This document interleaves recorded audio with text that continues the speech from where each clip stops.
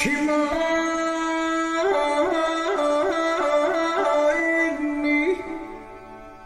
Petlutu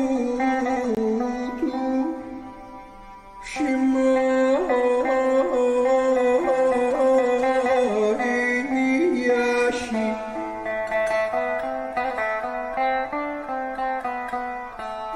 Shimani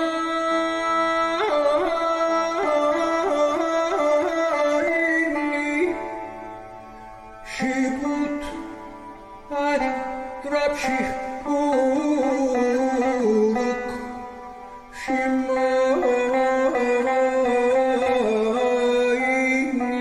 Yashi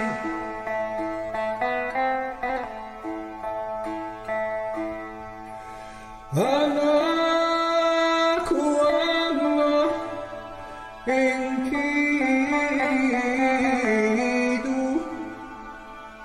Enkidu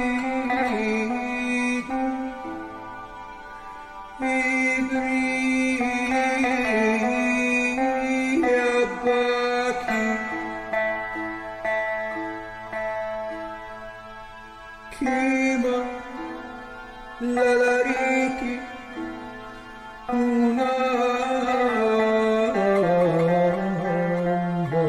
Unambasarti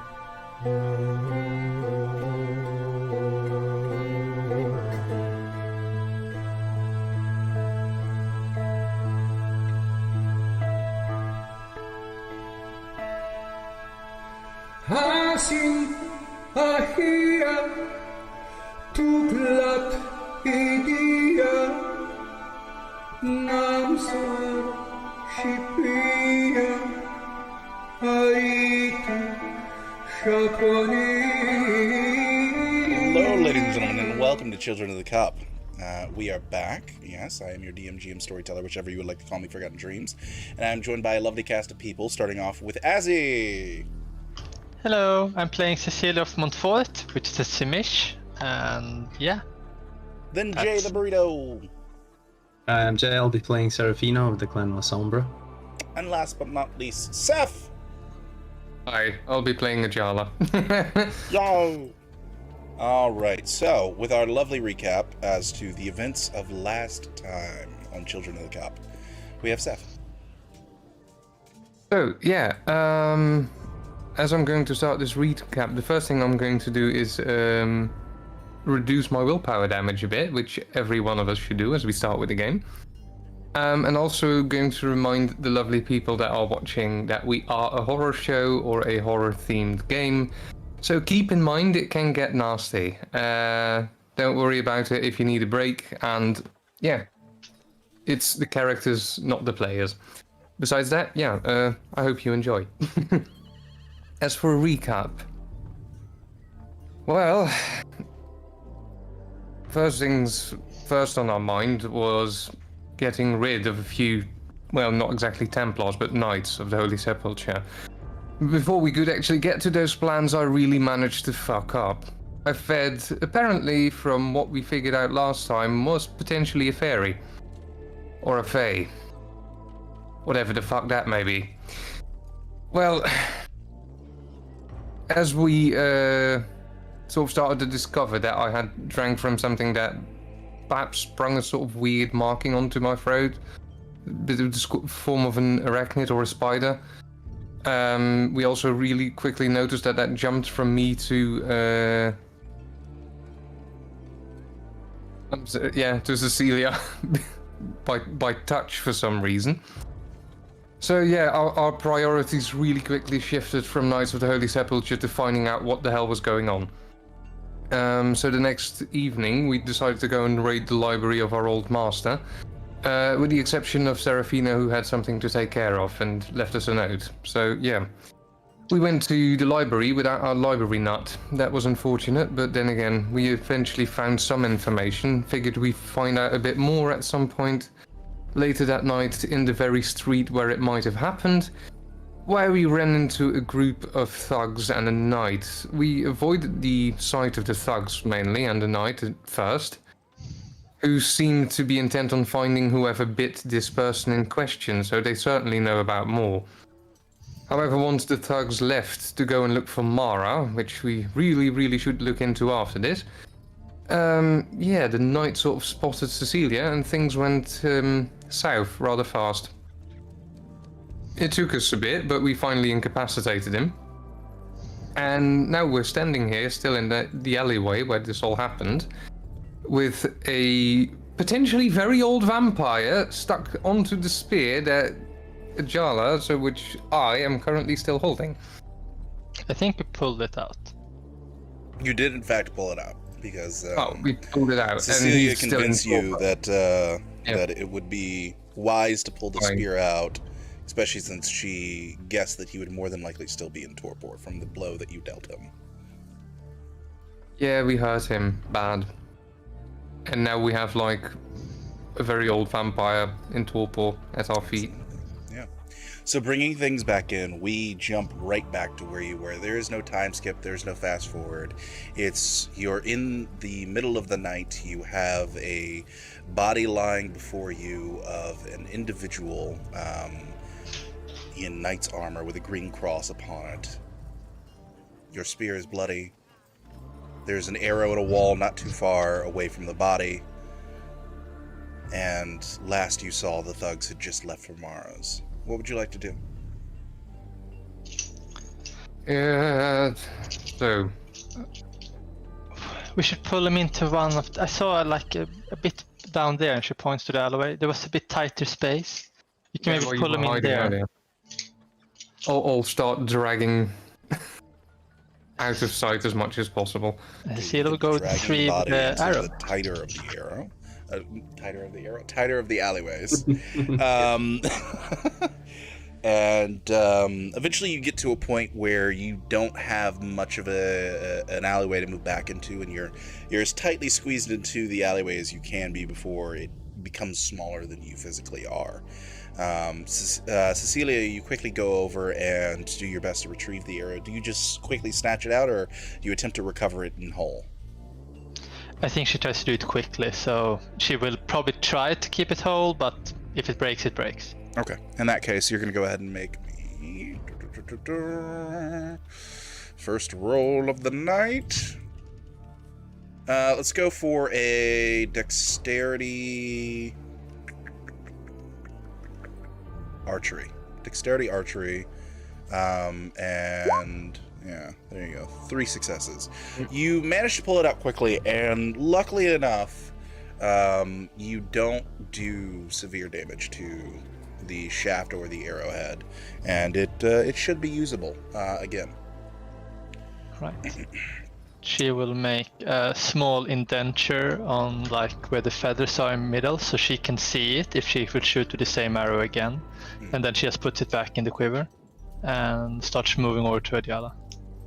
Probably popped my head out while she was doing that, quickly checking if no shocked bystanders are still somehow staring in our direction or anything. You know that no shocked bystanders are staring in your direction simply because the alleyway itself curves quite a bit in this particular portion of it. So there's no direct view to either of the streets that you're adjacent to. Alright, let's tie his hands behind his back. How are we going to... What are we going to do with him? Should try feed him some blood and see if he wakes up. We need to ask him questions. Might not be a terrible idea. Why I'm not entirely sure what happens when we do that. Hopefully he will start healing from the wounds and maybe snap out of torpor.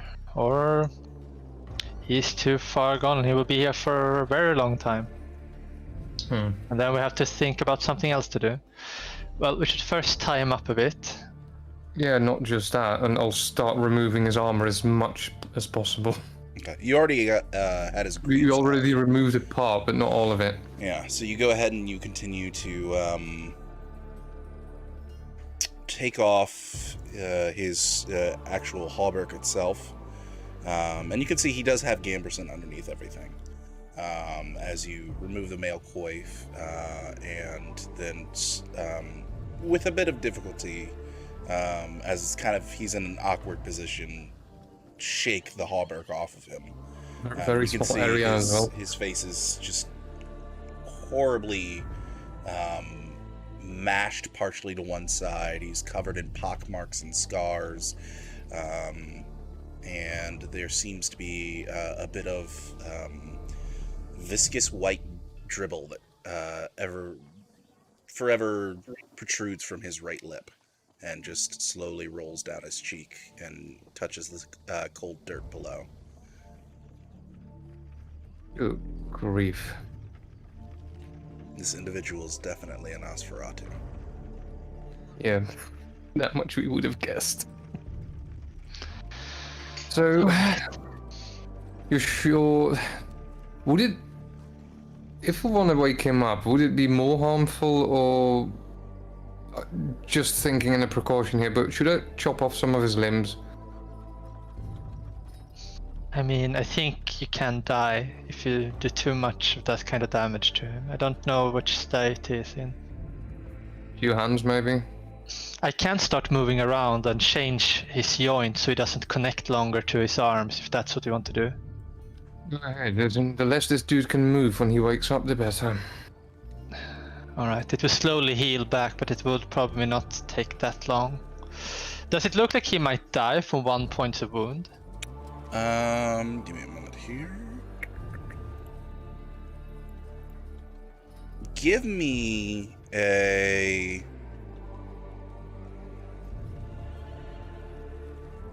intelligence medicine check. Intelligence medicine. I can't use bodycraft instead. Specifically for looking at how heavily injured his body is, not for this. Alright. Oh, 1 success. 1 success. You feel as though maybe you could get away with it, but you're not exactly. You've been trained to deal with normal human limits. You haven't been trained to deal with supernatural limits. And this person already earlier in the fight had superseded normal human limits, so you gander maybe.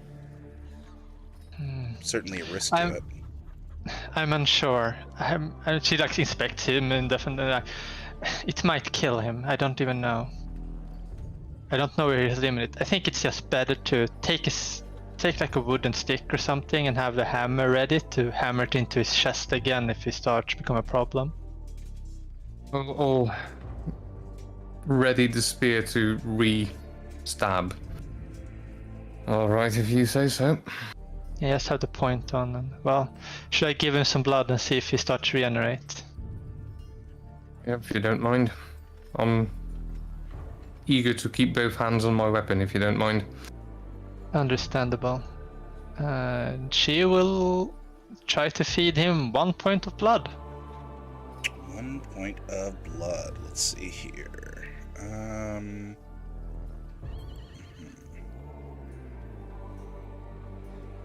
Oops, that's not what I meant to close. There we go. So you go ahead and you feed him 1 point of blood. And there is no response. She feeds him 1 more. You feed him another, still no response. Go ahead and make me at this point a intelligence cult.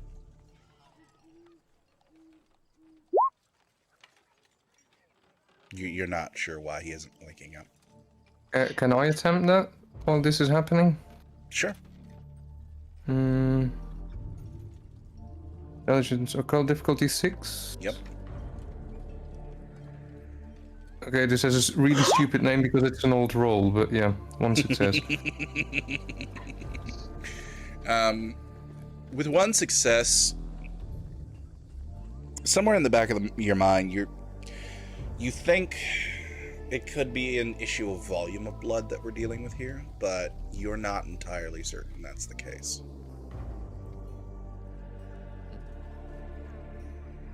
Not sure why it's not working, but if he's going to stay like that, he's going to be a problem. We're not going to get any information out of him, and we can't leave him here.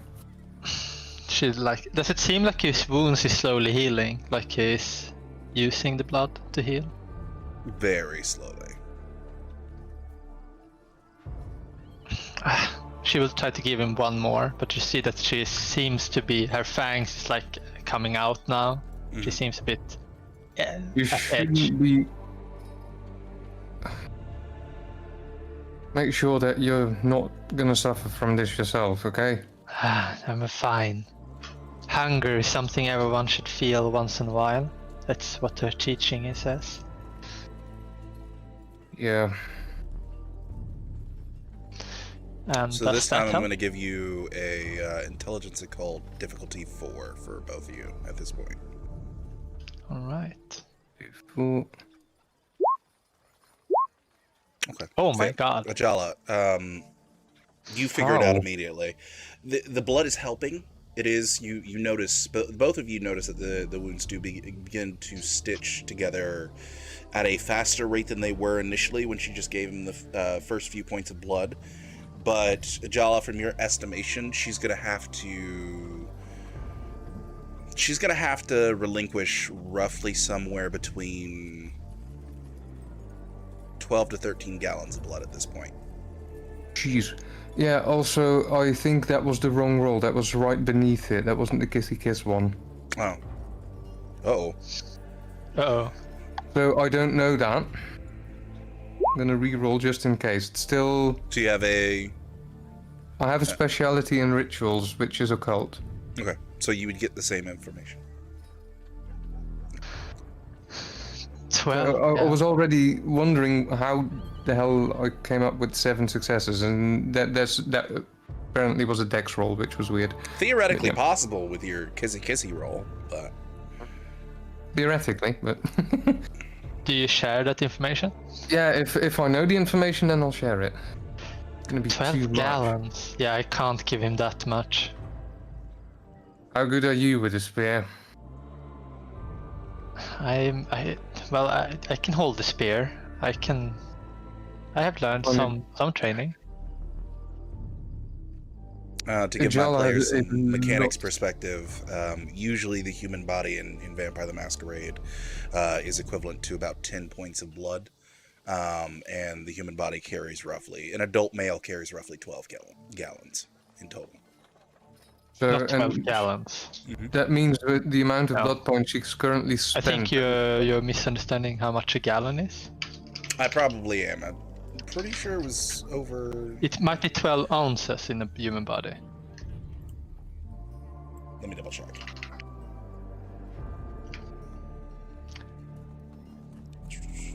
I don't work with gallons, so don't know. Gallons. Every gallon is like 2.5 liters or something like that. So 12 gallons would be like That is a lot. a bathtub of water. Not really, but I Mm. mean at least. Yeah. But 12 ounces is 3.5 liters. That is. I was Probably- thinking the wrong unit of measurement. My bad. So 1 human amount of blood is One needed. human amount of blood is 2 gallons, roughly, at the most. Yeah, that sounds more So, reasonable. there you I was go. thinking like, do we need to slaughter like 10 people? I don't know why here? I was thinking 12 gallons was unit of measurement in my It's brain. probably that pint glass that Jay's been hefting. Yeah. Then my question is that Sorry. before or after the blood I gave? That is... With the amount of blood that you've given at this point, With 3 points. you're looking at...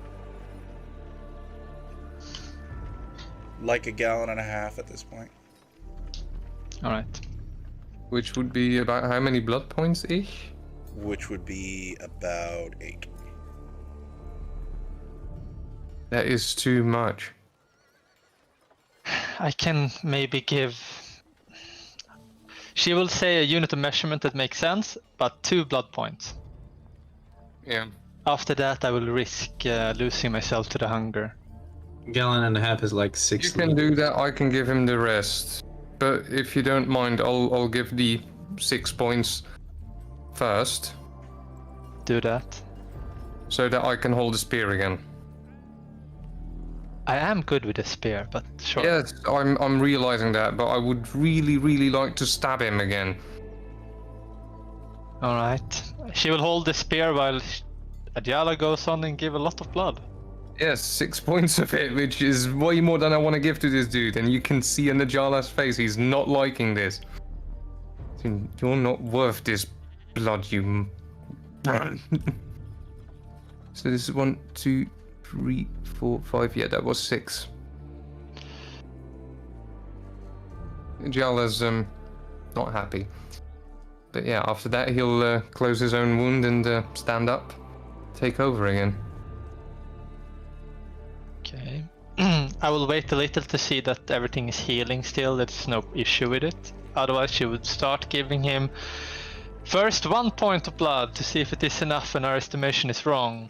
And if it's still not working, she will give the last 2nd point.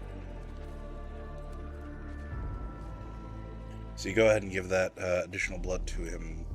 The wounds are stitching a lot faster together now at this point, but he's still out.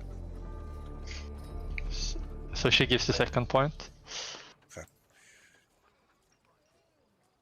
With that, there's some slight movement, almost like he's taking a reflexive breath, and you even hear, but he remains unconscious.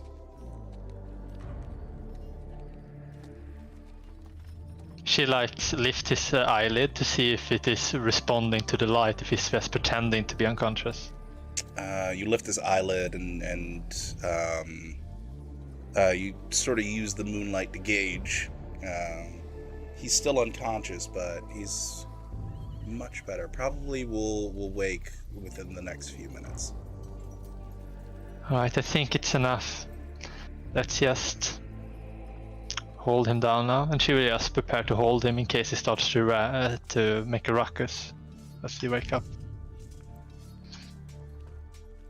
And she still has covered her face, so she only sees the eyes. You notice Also- as the wounds begin to heal, some of his more severe wounds begin to close up, and he does not respond after that. But you watch one of his severe wounds close. Yeah. Well, she will wait 5 minutes in hope that he will wake up. Over the course of about 5 minutes, you would say at this point, he's almost completed another severe wound. Go ahead and make me an intelligence occult. Alright. Div 6. Div 6. Yeah. 1 success.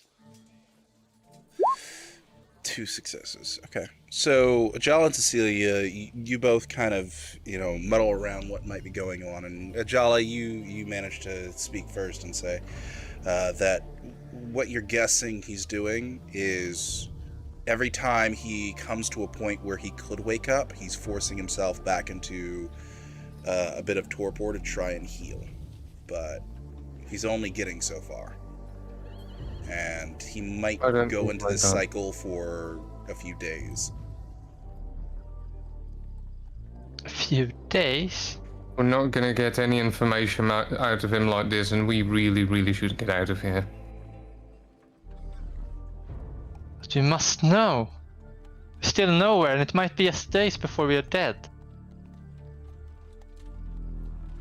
And she starts shaking him a bit, just hoping it will help. Remember that one beggar? Well, that one thief. No, you don't. You remember that name that I gave? Yeah. And if I can get the information the same way, then I don't know, but I can at least try. But he knows. We have to decide what to do with this. With him, he knows. That's why I'm gonna try and get the information out of him, and at that point I will put the spear down and I'll grab the head of the corpse, drag him towards me, and place my fangs in his neck. Okay. As you grab onto his to his head and begin pulling him up, instinctively, you kind of go for the hair and you pull a few strands of this very thin, wispy hair from his skull, before finally getting a more firmer grip on the actual back of his head, pulling him towards you, and you can feel it's like having your hand on. How to best explain this? If you've ever felt a rock that is covered in pockmarks, that's what it kind of feels like. The texture itself. You're trying to make me have no thirst, right? Well, you are very much repulsed as your fangs. You have to force your fangs out and go to bite into this individual. I need to read something real quick. Dun, dun, dun, dun, dun. I remember getting memories from that one person's blood for some reason. Mm-hmm. So I'm basically trying to recreate that effect somehow. Okay. What I need from you is a stamina plus fortitude if you have it. Roll. If you don't have fortitude, it's just stamina. That would be a new roll. Stamina. Difficulty 6. Difficulty for this is 7. 7. I'm gonna willpower this if you don't mind.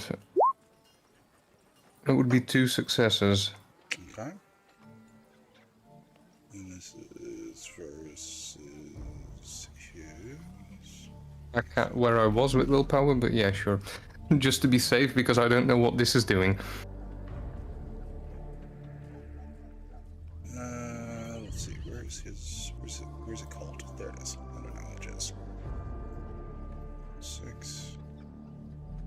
What difficulty is it for him? Difficulty 8. All right. And then plus his discipline, or no? No. Okay. Okay. You take 3 points of stamina damage. Stamina damage. Mm-hmm. Okay. So it reduces your stamina by 3, essentially. As you bite into him, and you feel this awful bile black pus begin to pour into your mouth as you bite into him, and it begins to sap away at your strength. Does it give any benefits of feeding or none at all? None at all. I'll barf it out and be like, that is disgusting. What's your current stamina at after the -3? 1. Okay. What's So happened? as you sort of release your grip on his neck and pull back and let the blood that you were in the process of consuming fall out of your mouth, you notice as it drops and dribbles onto the dirt and sand floor, it gives off light hisses as it touches the dirt and sand. Is this Quietus Crusticus? As in, is Not this exactly, like the but it's close. Give me a intelligence occult. intelligence occult? It's still the kissy kiss roll, but intelligence The occult. name is more fitting now. Yes, now it is more fitting. That 2 would successes. be- You do have a specialty, right? Yes, if rituals apply, then it would be 3 successes. Yeah, rituals would definitely apply.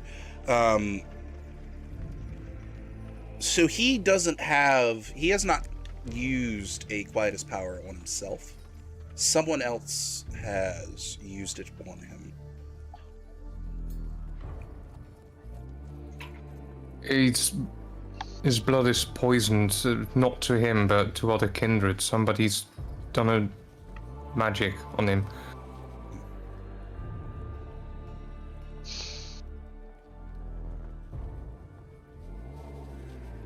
We're running out of time. His thugs are on their way to Mara. Who knows what that would imply? What does it?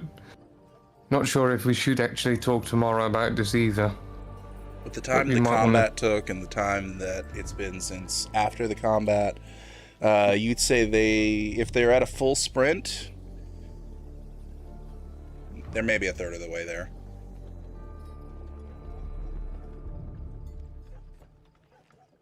Takes a good hour and a half to get across to Mara's part of the city from where you are. I don't think we have a lot of time to fiddle over the corpse anymore. Well, then we have to decide. I can attempt to take what information we can still take with us for later, but I wouldn't suggest leaving him behind. How would we dragging it- bring him with us? Well, not the entirety of him. I don't understand. Do you want to understand, or do you want me to take all the blame if something happens? Because if you don't know, you can't really stop me.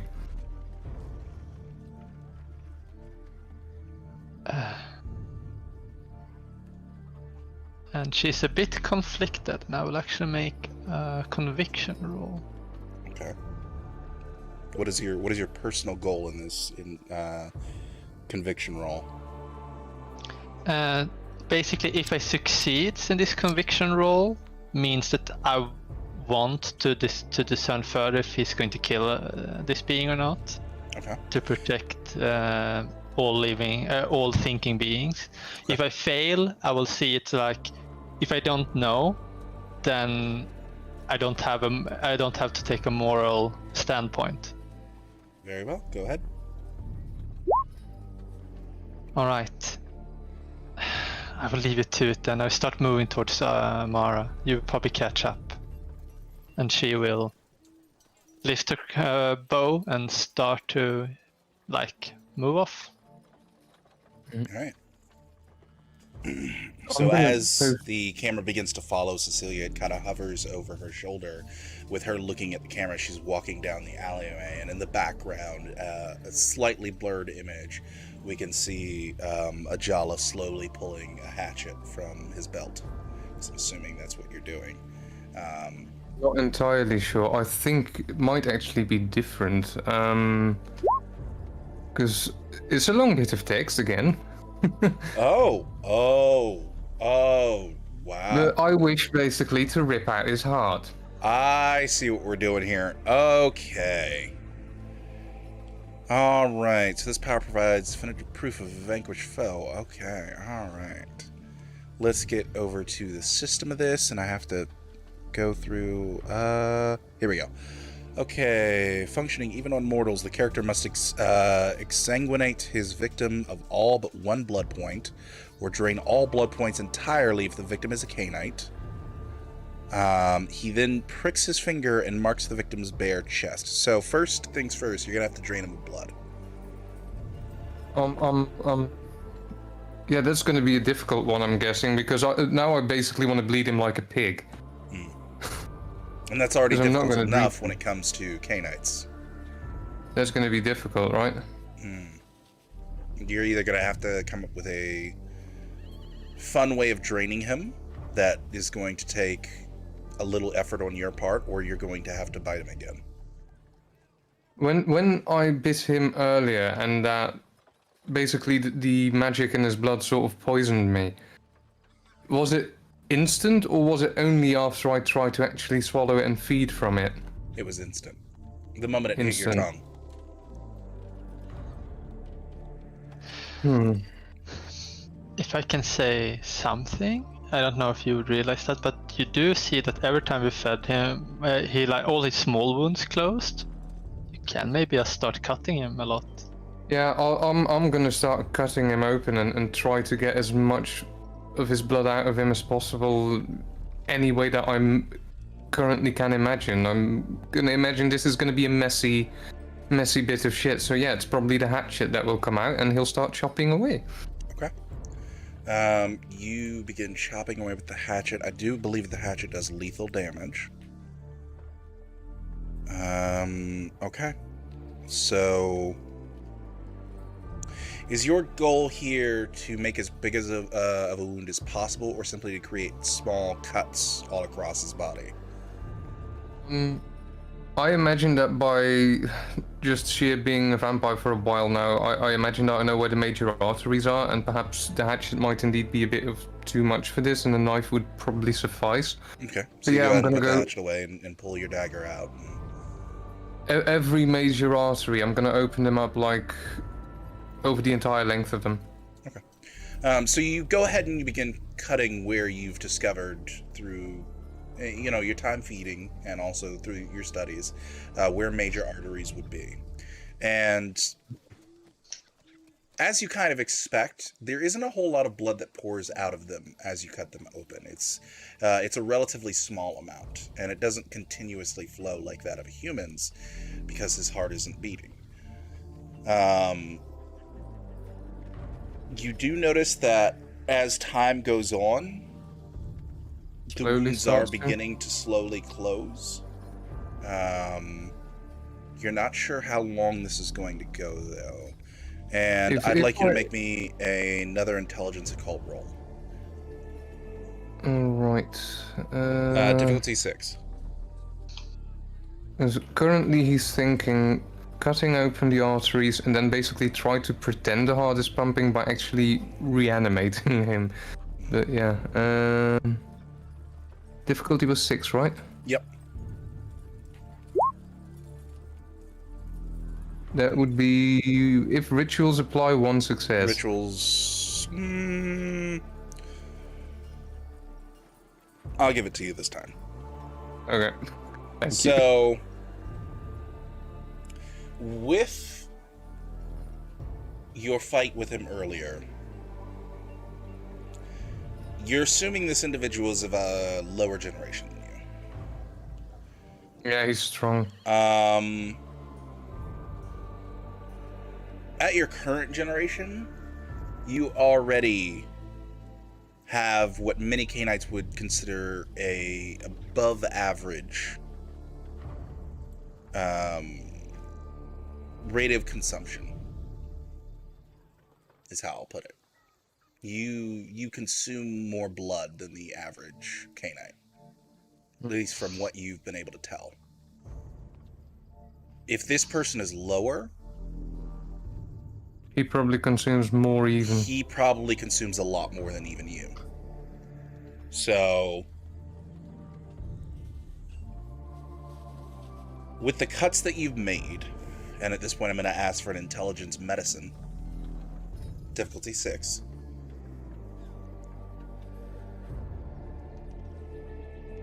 And depending on how many successes you get will tell me how much I can give you. I'm looking for 3 or more to give you the full thing. Alright, so with 1 success, this might go on for a while. At least maybe another 10 to 15 minutes of just draining him. If it's only 10 to 15 minutes, I'm gonna attempt this. Jala's basically laboring away frustrated at this because he's like, I promised Cecilia that we would get the information from him, and he's gonna try and continue this because he doesn't want him to completely die. Okay.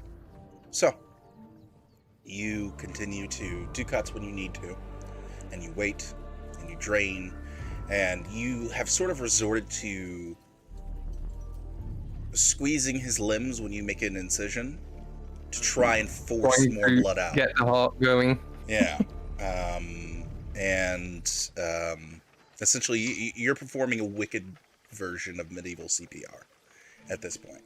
Yeah. A bleeding CPR. It takes a good 25 minutes before finally you squeeze extremely hard on a limb, or you push down on his chest to try and pump blood, and finally nothing comes out. This alleyway's a mess. Yeah.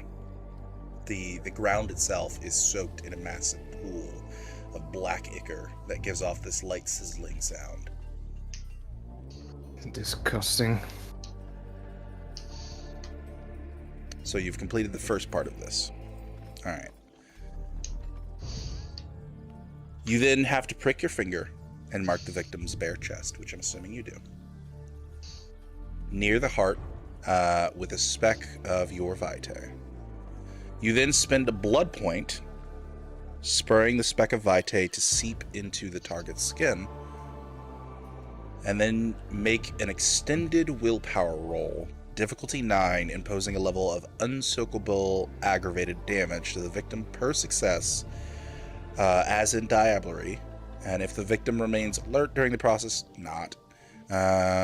Should a vampire fail on the roll, you must pause, but can continue again next turn. With a botched roll, the effort fails. However, the vampire can still attempt traditional Diablerie if the victim is a canine. Once all health levels have been exhausted, the vampire tears open the victim's breast, moving past the ribcage. Okay, so let's go through the fun part. You're gonna make me an extended willpower roll, which this is where I ask Azzy. I'm assuming that's the permanent willpower roll. I think so. Yeah. I think it's always going to refer to temporary if it is temporary. Okay. I think. So go ahead and make me that perm willpower. Difficulty 9, right? Difficulty, I think it did say 9. 1 second. Believe so. Yeah, difficulty Extended 9. willpower, yes. I Alright, think here also we if go. it says current willpower, then it's also the current one. I don't know which language it used. One success. 1 success. Okay.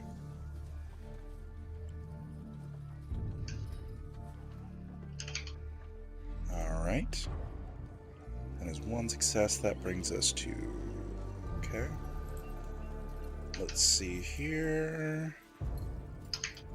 That's not enough. But you did not botch it. But after a bit of a pause, about another minute's time passes, you can try again. You are a nail in my coffin, and I'll continue. 3 successes. 3 successes. Alright. So with that, as you prick your finger once more and extinguish another point of vitae, you feel as though the job is finally done. Okay. So... as the body begins to fade, starting at the fingertips into dust, you quickly use your dagger to begin punching into his breast and using the hilt of the dagger to crack open the ribs, where you see an overly large heart that looks like it's been wounded from some sort of disease lies before you. I'm gonna Let's see here. try and And touch it, I'm guessing. as you touch it, you watch as over the entire heart, it begins to solidify and then become a semi-translucent gray flask.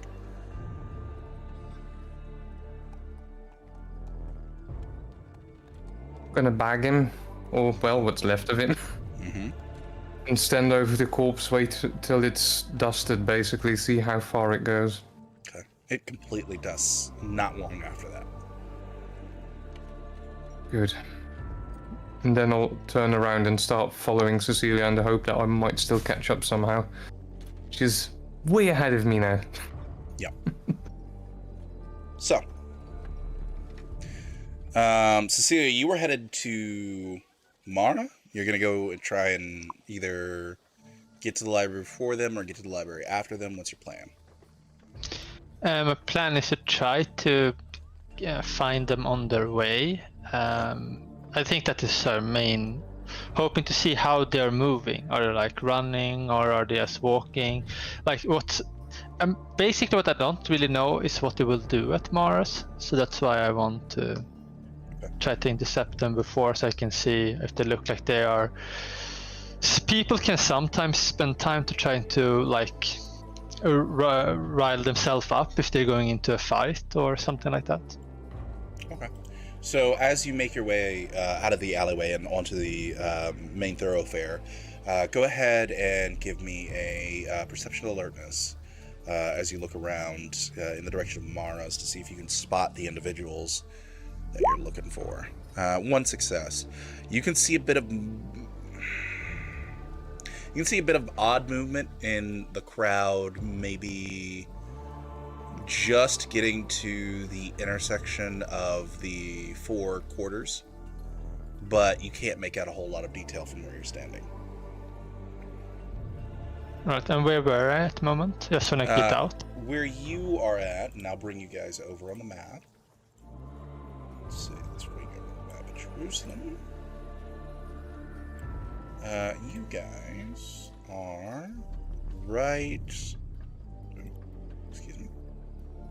The alleyway itself is here. You've just stepped to here. And you can see that the majority of the movement is in a little bit down the street towards the Coptic patriarchate. Whatever that word is. Patriarchy. Patriarchy, there we go. It's not that word, but we're going to use that word. Alright, but Mara is at the left. Oh yeah, I just noticed it's the thing on the map. Patriarchy. That one I can't pronounce either. So Yeah. Patriarchy, maybe. I don't know. But this Mara is here somewhere, right? Yeah, Mara patriarchy. in particular is at the Latin patriarchy. Yeah.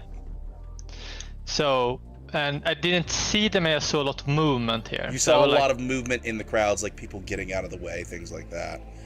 Yeah, I would like try to hurry down the street and to not seemingly running exactly towards the movement, more like this is a Power person jogging. that is in a hurry that is going this way.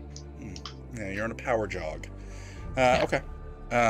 So with that, you continue to follow along, trying to catch up as best you can without looking like someone who's running through the streets and simply looking like someone who's got somewhere to go.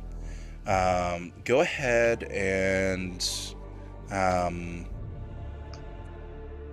as you go through down the streets and get past a couple of the vendors, and you notice that the crowd begins to thin out a little bit, just as you're getting to why is it stuck? There it is. Just as you're getting to the Church of the Holy Sepulchre, go ahead and make me another perception alertness. With 4 successes, you see that they're not too terribly far ahead of you. They are, essentially right past the Church of the Holy Sepulchre, at the corner of the Greek Orthodox parashate, and they're at like a relatively similar pace, power jogging. All right. So I'm not really gaining on them, and am I like up here? I see them far You're down the managing to street. keep them. Well, at this point, you're right. I'd say you're right about here, and they're down. Okay. So you're not really But- gaming on them, but you are keeping pace. And how many were there now again? Like 3? But they're 4. 4 even. Well, I'm also way too hungry. I can't take a fight. Yeah, I think... Do I know any shortcuts as I've walked this many places so I can get like this somehow? If I run? Yeah, you've been through these streets several times at this point. Even though you haven't been in the city too terribly long, you've learned the Christian Quarter really well at this point.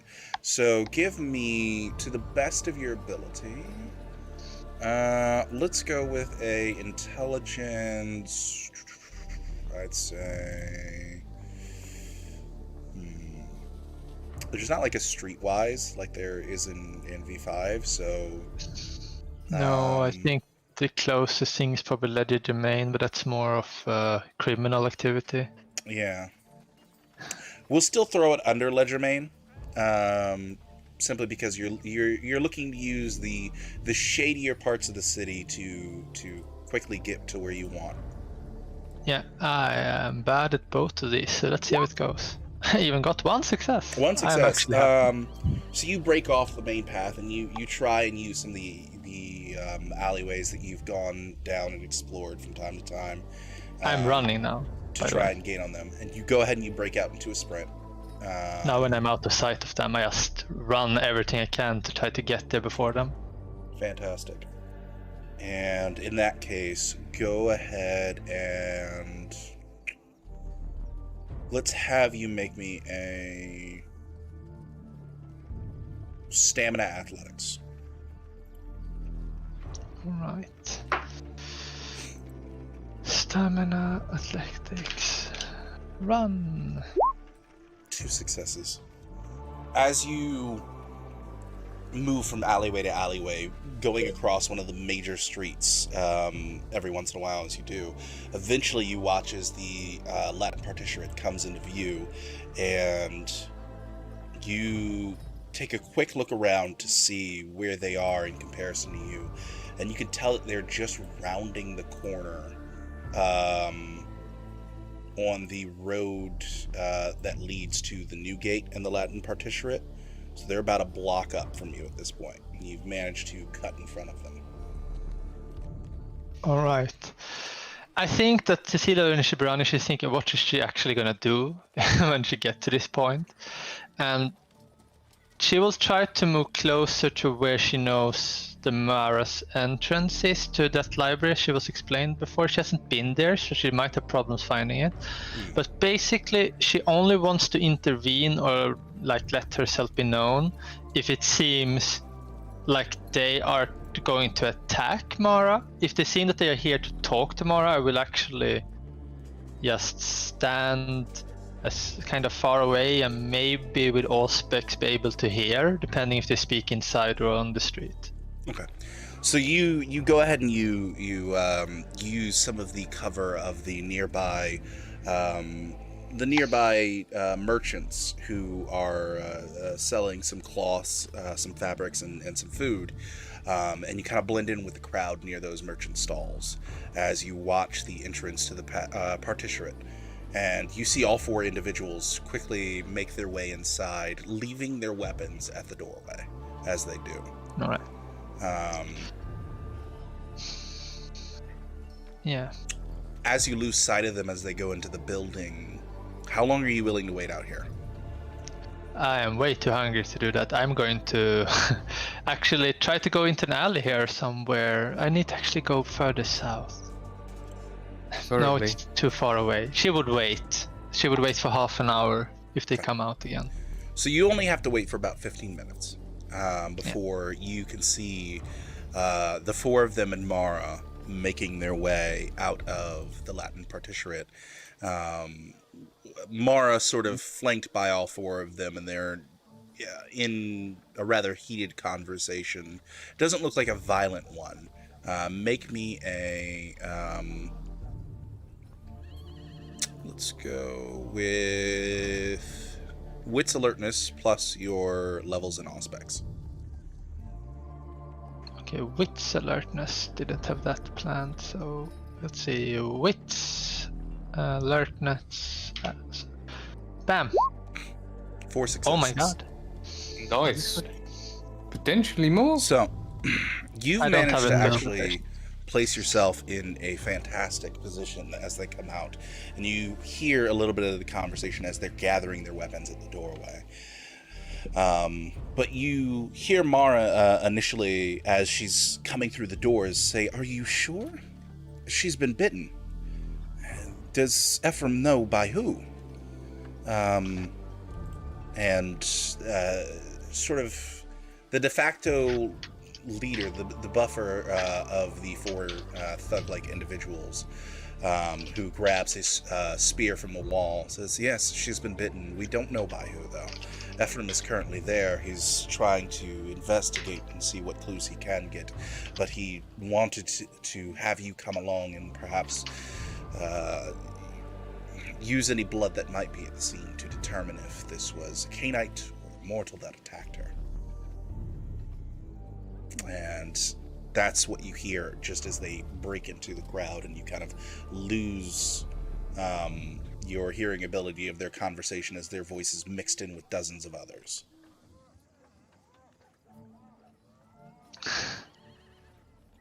All right, that changes some things. In that case, she will first walk into the same way she walked before when she cut to get her faster. And as soon as you get into those alleyways, she starts running like hell again, trying to get there and hopefully find Ajala before an unfortunate meeting happens. Okay, so we watch as Cecilia begins to break into the alleyways and go off at a full run. Ajala, it is around this time that you have completed your ritual, and you now hold the flask in hand. Yeah, I'm putting the flask away in whatever sort of bag I have, or somewhere in my robe, perhaps. And I'm going to turn my head to that hatch with where Cecilia was last time, watching or listening to rats when she was caught. Mm-hmm. There was a grate there, I believe. Quickly find a sewer grate, heavily dusted over by sand, and it looks to have this permanent black ichorish goo that hangs from it like icicles that's just permanently affixed going down into the drain itself. It gives off a rancid smell of weeks old bread and other interesting items. I also remember that night standing over a drop of dried blood bit up the alley. So I'm gonna head there first, because that seems like there's the least blood there, while I currently look like basically like a butcher who just finished his work on something. I'm gonna grab the sand where that drop of blood is, and I'm gonna toss that into the sewer. Okay. So you go ahead and you collect a nice handful of sand from where that drop of blood is, and quickly rush over to the sewer grate and dump it in there. Now the other alleyway is going to be a bit more work. Yeah, as it's completely coated in black vitae. Also, I'm guessing the smell of that is quite severe. Surprisingly, no. It kind of blends into the smell that the sewer grate is giving off. Good. I'm gonna use the chainmail of that guy, or whatever is left of his clothing, to sort of scrape as much together and start dumping it. Initially, you pull out his chainmail and then realize it's probably not the best to move sand. So you go ahead and grab onto his half soaked through gambeson and begin using that to sort of act as a large shovel, essentially. And begin trying to move that into the grate, I'm assuming? Yeah. Okay. In that case,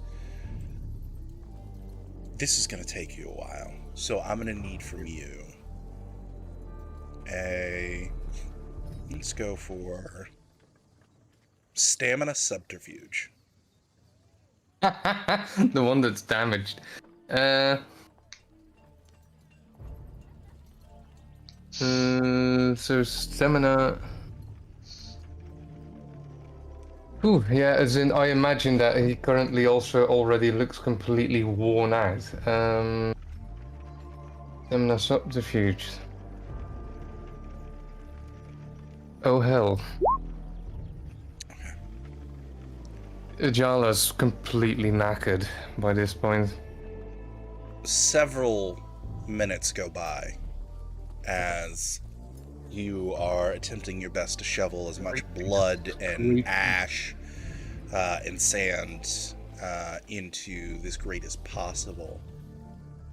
And with each trip you make to the grate, you turn back to the bloody scene and see that there's still lots of work to be done. And it's about at that time, Cecilia, you appear in front of the alleyway, not having run into him before this point, assuming that he may still be in here, to find him holding a blood-soaked Gamberson that is covered in a thick layer of crusted over sand that's also blood-soaked, and there's still a large pile of dark black Icarish blood that pools in the central alleyway itself, where this Nosferatu once was. In the little alcove. Yeah, and then she'll go, Ajala, what are you doing? We need to get out of here, fast. Trying to get rid of evidence, why? Okay, so she looks in, and then she looks at the crate, the grate. Okay, so he's already in down there, and just getting the blood. Okay, we don't have that much time. Does Vitae burn? I'll ask out loud. No. That is a good... I don't think it does.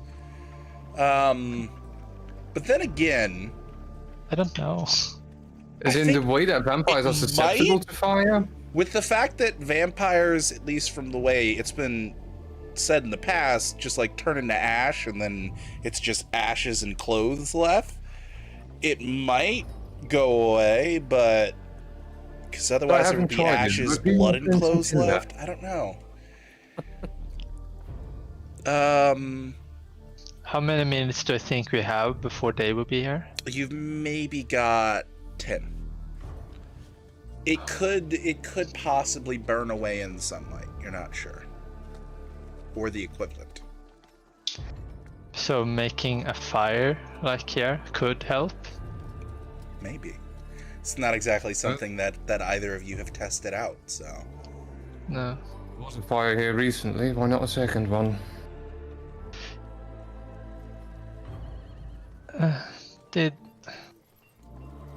Well, she tries not to think about what's happened here and just hopes that the body is down in the grate.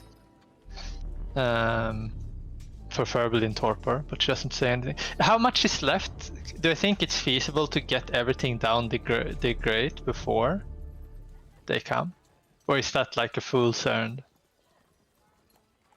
It's at this point, with how much is left, there's a slim chance you could get everything down the grate, but you wouldn't have much time to get away from the scene. You'd maybe have a good minute at the most.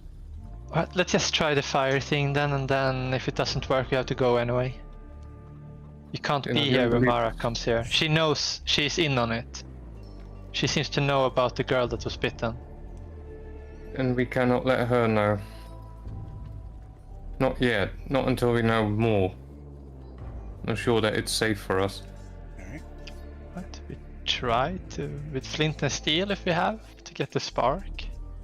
Sure, you go ahead and you pull some flint and steel out. The issue won't be getting a spark. The issue will be more having something to catch on fire with the spark. So Yeah, what would you like to use in that instance? Part of the Gamberson might still be dry, the part that I was holding. Most of it is soaked through, but yeah, sure. You could try it. Try that. Okay. Right, to try that. So you go ahead and you try and Ajala gets a little fancy. He takes out his dagger, which still has a bit of vitae on it, and he cuts away at portions of the Gamberson to reveal the fabric within the Gamberson itself. The part that he assumes will more than likely be more susceptible to a spark for flames, and to go ahead and begin striking against the steel, and it begins to catch, but I'm gonna need from you. Let's see here.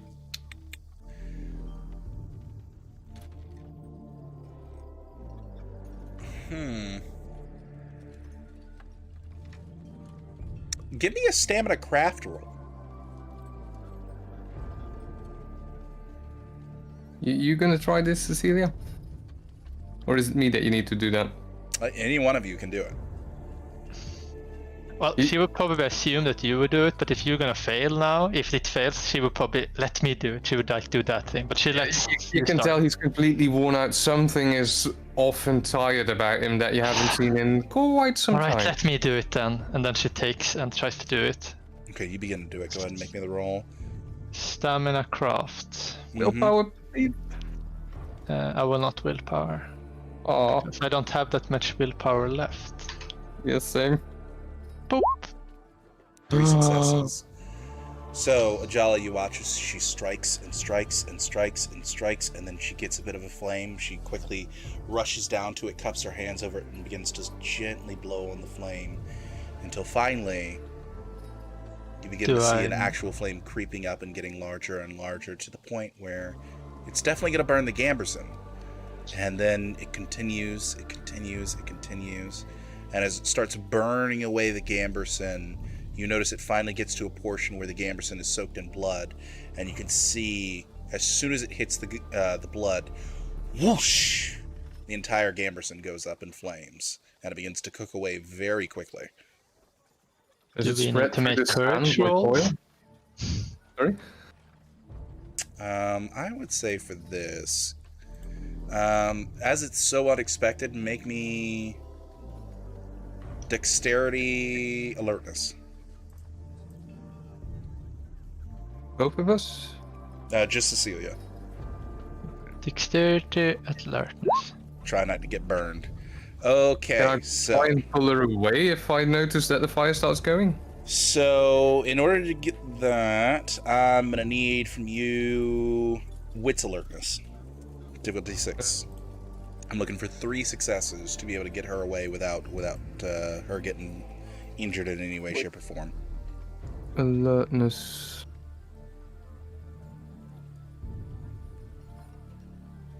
With alertness difficulty, what was it? Difficulty 6. Difficulty Looking for 3 successes. Okay. Hoo-hoo-hoo. With that, Exactly. you notice the Gamberson beginning to go up in flames, and you can see that Cecilia, in her excitement, kind of freezes up as it begins to spread rapidly, and you grab onto her shoulders and pull her away from it. And the Gamberson sort of just falls onto the ground, touching the edge of the pool of blood in the sand, and quickly the pool of blood itself begins to also have the flame quickly spread through it. And it gets hotter and hotter and higher until you watch the sand and the Gamberson begin to glow white hot, and the Gamberson just begins to crumble in on itself into ashes. And the sand itself quickly suddenly goes out. And what is left behind is a thin sheet of cracked, not very good quality glass. Right. That should Right, do it. let's- we should just run away now. Hopefully that's enough so she can't... Mara can't do Exactly. anything with it. If any questions are asked, we were tracking Knights of the Holy Sepulchre. Alright. A bit in the We- distance, you can hear, yes, it's just this way over here. Run. And we run in the opposite Run. direction. Okay. All right. Stop The going. two of you break off and make your way through the alleyway in the opposite direction. Finally, coming right up to the street where the fire was the other night. Yeah, then she would turn down like this and she will suggest this path. Yeah. Okay. Bit of a circle around. At the same time as we leave, I am going to have a quick glance around if we didn't miss any markings that potentially mark this territory as anyone's in particular. Sure. Because we still don't really know if this is neutral grounds, basically. That is good. Go ahead, wits awareness. Do you tell me as well? Yeah, I'll probably stop when we exit the alley completely for the first time, sort of panting because I'm completely out of stamina almost. Was this neutral grounds or not? We still don't know. And then I'll start looking around. Which alertness it was, right? To see, we'll 3 take a look around as well. Or no, that was your previous 3 successes, my bad. No, that's just Oh, mine now. is that your new one, or okay? Yeah, Great. it's my new 4 one. successes. Fantastic. Right. And you said 4 Oh, no. successes for you? No, wait. The speciality is in perception, not in wit, so that would not be the case. No. 2 Okay. successes. In that case, Cecilia, you notice it first, and then Ajala quickly afterwards. In the area you just were in, there is on some of the buildings marked a small bat with a green cross. Ah, That is not a known symbol to us, but it is one that is No. probably kindred. this is so bad. Alright. Perhaps we should move for Salahadin arrives. So the two of you continue to move, making your way down the street, passing by Via Dolorosa, and getting closer and closer to the Jewish Quarter than you've been in a while. You pass by your familiar tunnel entrance that makes its way into the Dome of the Rock, and continue down the streets, going by several various residential housing. Until finally you turn down one street, and you can find it begins to slowly become more of a commercial residential mix, and you pass by 2 inns and a tavern before quickly making another turn, and then another one rapidly after that, and finally familiar Christian streets sit in front of you as the two of you sort of begin to calm down. And it's right around that intersection between the Muslim quarter and the Christian quarter when you see Serafino looking like he's making his way from where you're not sure exactly, but looking like he's heading in the direction, his back turned to you at this point, of the Jaffa Gate.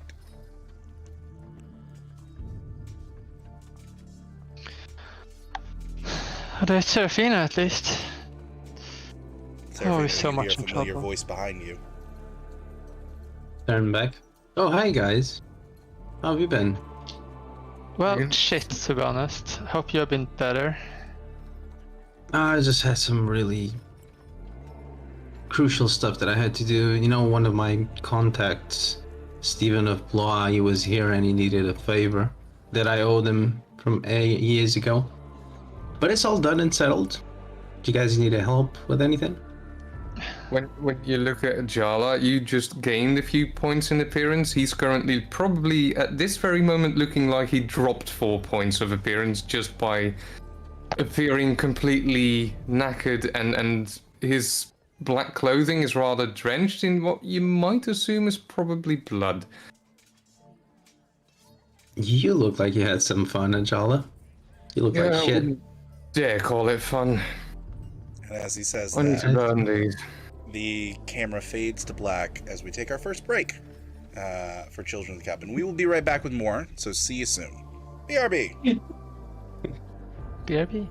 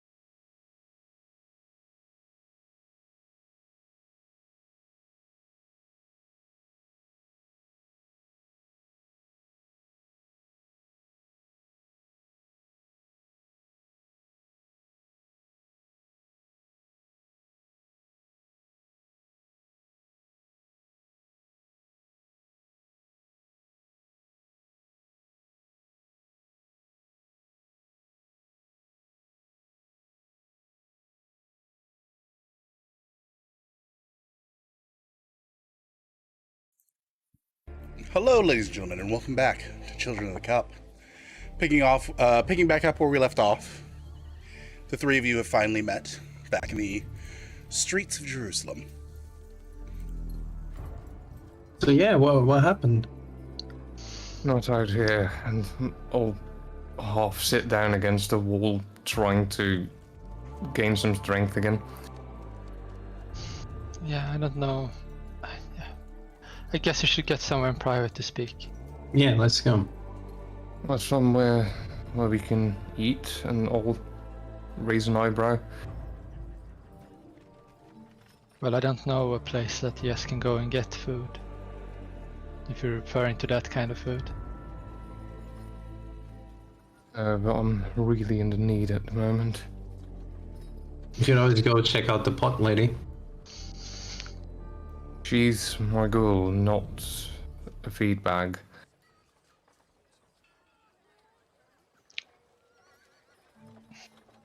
Well, you're not gonna charm any ladies tonight in that state, so I don't know how you plan on hunting. The usual way.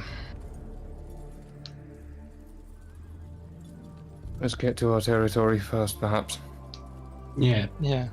sure. The three of you begin making your way down the various different streets, blending in with the crowd easily until finally you arrive on familiar streets. And Jaffa's gate sits before you. Here we are. So how do you want to do this, Ajala? Cecilia, you need to go for food, or you can come to the pub and explain me what happened? I can explain. I'm also hungry, but I can wait. You can always wait one more day without feeding. I'm gone. Would you mind trying and think of if you happen to know anything about something that drains your grit? Sure. Because the blood, or if some form of magic on the blood that is poison to other Canaanites. Oh, that's it. I think I've heard of something. You watch as Alright. out of one of the alleyways, Canis just pops into the crowd next to you guys for a brief moment before popping down another alleyway. Passing you by, essentially. Thing is, Alright. I'm Is she not like gonna be walking able- past us determined, or? Not determined. More so just stealthily, but in sort of a lazy fashion, moving out of the alleyway, then blending in with the crowd that you guys are with, and eventually comes up next to you guys and gives you a quick look up before finally breaking away from your group and going into a different alleyway. Looking like Well, Canis is headed toward the Armenian quarter. in that case, well, Canis comes up and like looks up. Do you want us to follow? We are saying hi. It wags its tail after you say hi. Hi, Canis. Hi, Canis. Let us know if you need anything. Also, I still have your share of the gold. With that, it just disappears down that alleyway. Yeah, what do you think on that? I'm gonna see if anyone's being trouble in our territory and make an example out of them. And the Jala just sloughs off, basically, as in not the usual spring in his step. Right, and we try to get into a room where you can speak in private. Mm-hmm. So we watch as the group splits, and Najala makes his way, interweaving between the streets and the various dank alleyways in your territory, looking for a victim, while the two of you make your way inside of which of the two? Do you want to go to the Slaughtered Ox? Do you want to go to the Painted Lady? Painted lady. Painted lady, yeah. You make your way into the Painted Lady and are greeted once more with a familiar and cozy interior. You have your rooms available to you, and you quickly make your way up to them. Alright. Alright, where to start? Well, let's keep it short. We went back to our mentor's place and went through some books and tried to find anything. Mhm. And we found different horrible things it could be. But most of them ended in some form of death, even for beings like us. Or it's something milder, but we don't know. I think we had two plans, going back to where the deed was done, to try to find anything. And we found something. They were looking for the one who had done the deed. And she's like speaking vaguely by fault, like still if someone was listening in. Mm-hmm. And she said, and we don't have to go into detail what that happens because Adiala is the only one who knows. Mm-hmm. But let's say there is a bit of a dead end there, but we still have plans to go to the library that at Alex's place, with Varsek and Alex in the tea house. See if we could find something. So basically, you might have been cursed, Yes. and it may kill you. Yes, exactly. So what exactly did Ajala bite? Well, she said it very quietly. Well, there was this girl, and we think it's some form of... It's like a vampire's herd of some sort. But it seems to have some form of magic connected to it, maybe to protect it. Okay. It might be Fae as well, but I don't know. Fairy, that would make sense, because you said the blood was really sweet. Yes. And we all know we have weakness for Fae's blood. Just can't stop.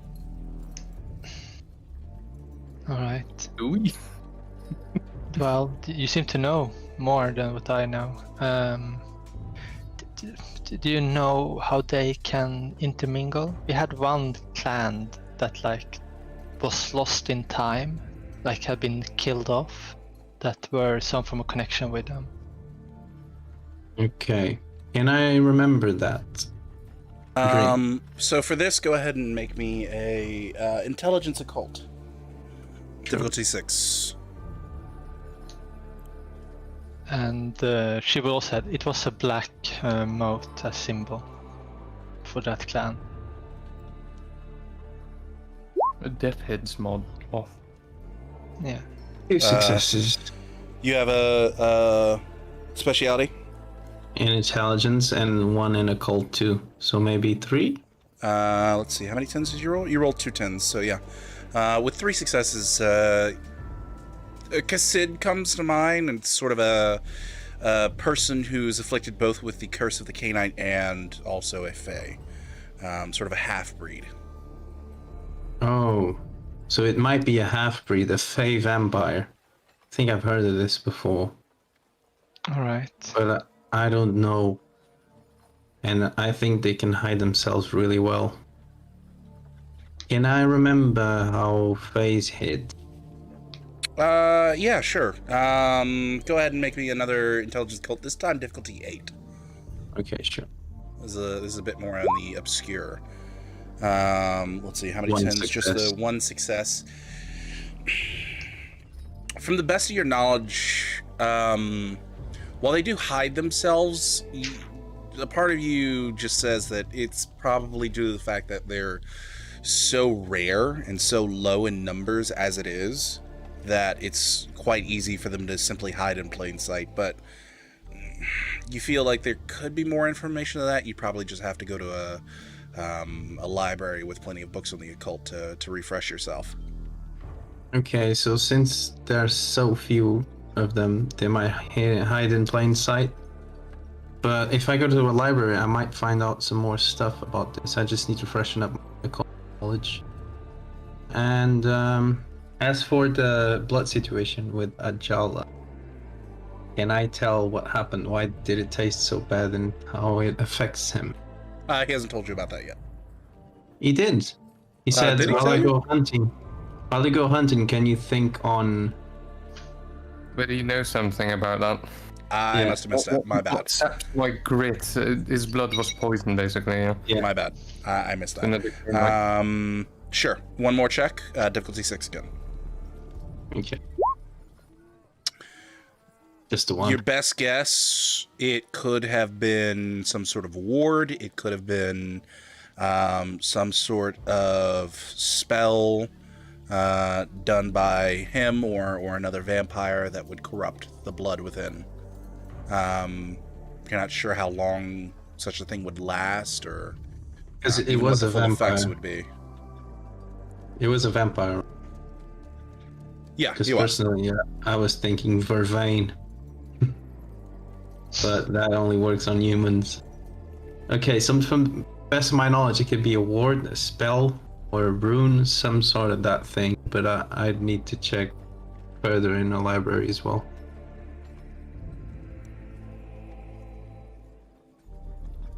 All right.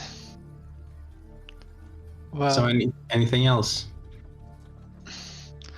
well, we have some leads, I guess. There was a vampire who died from maybe have eaten very sweet vitar that was called Mustafa Hamid, Mhm. and he was a vampire. And her wife is missing from the records if she died or not. Thea Aslan, and she probably from paintings that she has made indicate she moved towards this area that we are now. Okay. And yeah, it's the spider tattoo. We didn't really find anything except Arcadia, some lost place where in the Fae with Fae connection, that if no one had ever returned from there. And on the images there was a northern star that might be important. Something about goat's milk, I don't really know what that is. Also, there was someone named Nina Ferdi that had like met with some form of Malkavian with a broken butterfly. It feels like I'm just rambling, but it seems like if you follow the generations down, you get to Grilalti, which is in this city now. Okay. So you followed the folklore and the tale. I guess so. We didn't find any concrete. We only found horror stories and loose connections. That's normal. We need to find something more solid connected to these tattoos that appeared and then disappeared again.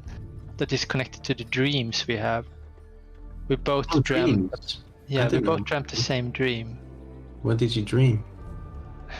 Like being stuck in a chair, like tied down, and then it was in the next room, it was just full of webs, and in the web there was a black widow.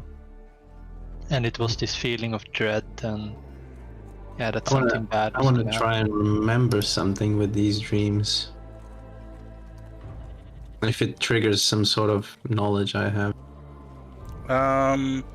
With the dreams in particular, so Wits Occult, difficulty 9.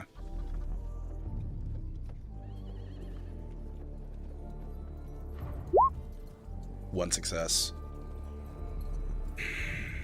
It's not often that Canaanites or you're not sure about Children of the Cup have dreams, and in fact it's considered extremely rare. They're more likely to have visions, especially those afflicted with the curses of Malkov, but dreams are an oddity and not much information exists on them. So dreams are really rare. They're not supposed to happen unless it's some type of really special magic. Yeah, I don't know either. I need a library. Yeah, that's why we planned on maybe going down to the tea house, but Yeah. we also put a lot of questions while we're there hunting for this information. And why was Ajala soaked in blood?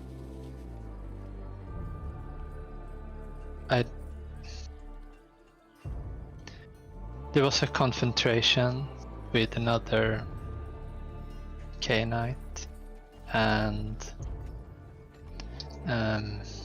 he said that he was going to hide parts of the body and bring some part. I don't know exactly what he meant, and I didn't ask.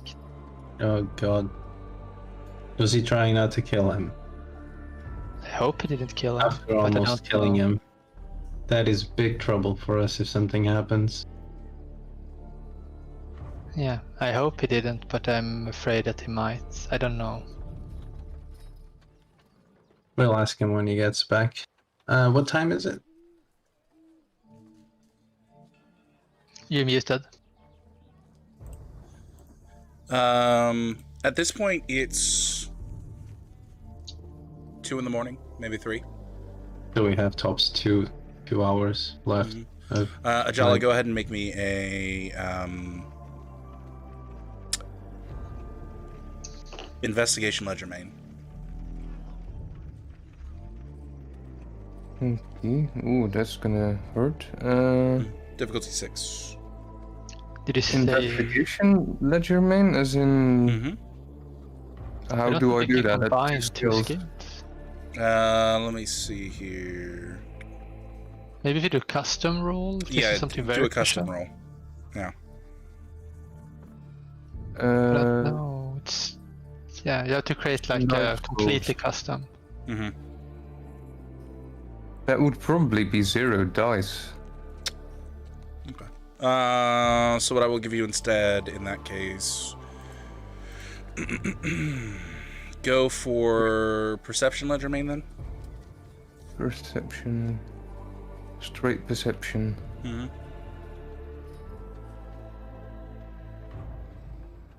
And ledger main. 3 successes. Wow. 3 successes. As you skulk through the various different alleyways, you aren't really finding a lot of people committing criminal activity.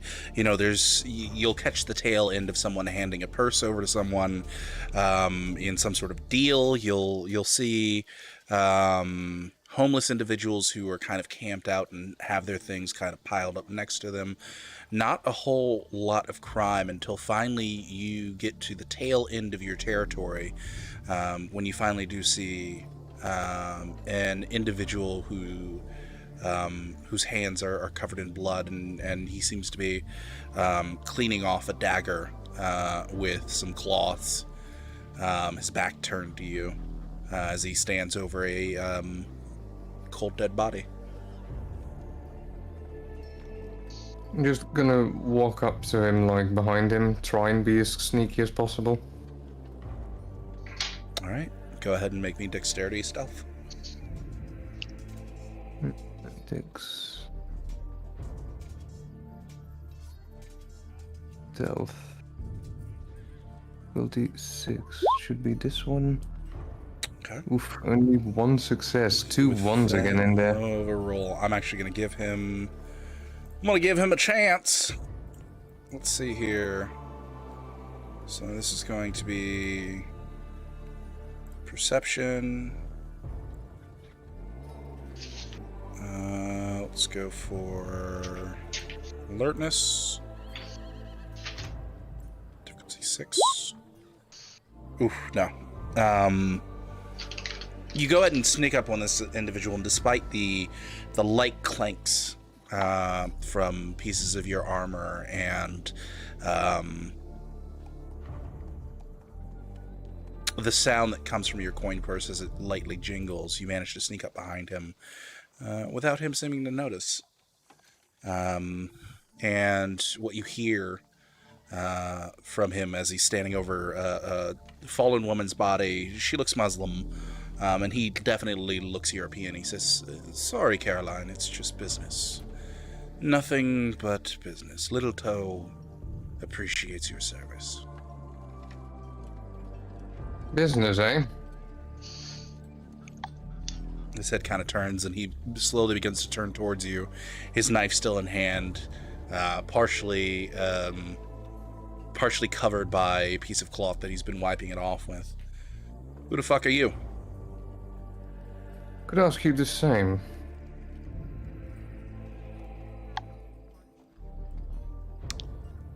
"I don't know who you are, but why don't you just move along?" Tell me, did you enjoy killing her? don't rather enjoy business. Business is just business. And he Good. begins to Then you'll pull the forgive me. cloth off. Good. Then you'll forgive me, and I'll attack him. Okay. He is going to try and fight back. So, how would you like to attack him? I'm going in basically to knock him out first, preferably. Okay. So you're gonna go ahead and make me a melee brawl. He is going to make a dexterity athletics, I think. That's I'm just gonna double next check roll, right? For this, yeah, dex plus brawl. And yeah, Okay, he's it's- using dex athletics to try and dodge out of the way. It's considered registered as bite, but it's just dex brawl. Oof, only one success. Jeez. All right, so the two What's of with you. the ones again? Yeah. Ooh. Boy, 7 Ouch. dice and you're rolling 1 success as you, Ouchies. you quickly go after him, and as you strain yourself to try and grab onto him quickly, he is able to actually keep up with your movements, and he just steps out of the way as you stumble a step or two past him a little bit. And he's gonna try and fuck you up as best he can. I'm at me, bro. I've had a very, very nasty evening. So that's 2 successes as he tries to stab you in the gut with his dagger. You can go ahead and dodge. You can try and parry. It's up to you. A nice. Actually, you stab, can but does only that- only dodge at this point because you said you were trying to grab him. So I'm assuming you only have your hands at the ready. Yeah, as in I'm not gonna melee this, as in this is basically dodging. So Dex athletics. Dex athletics.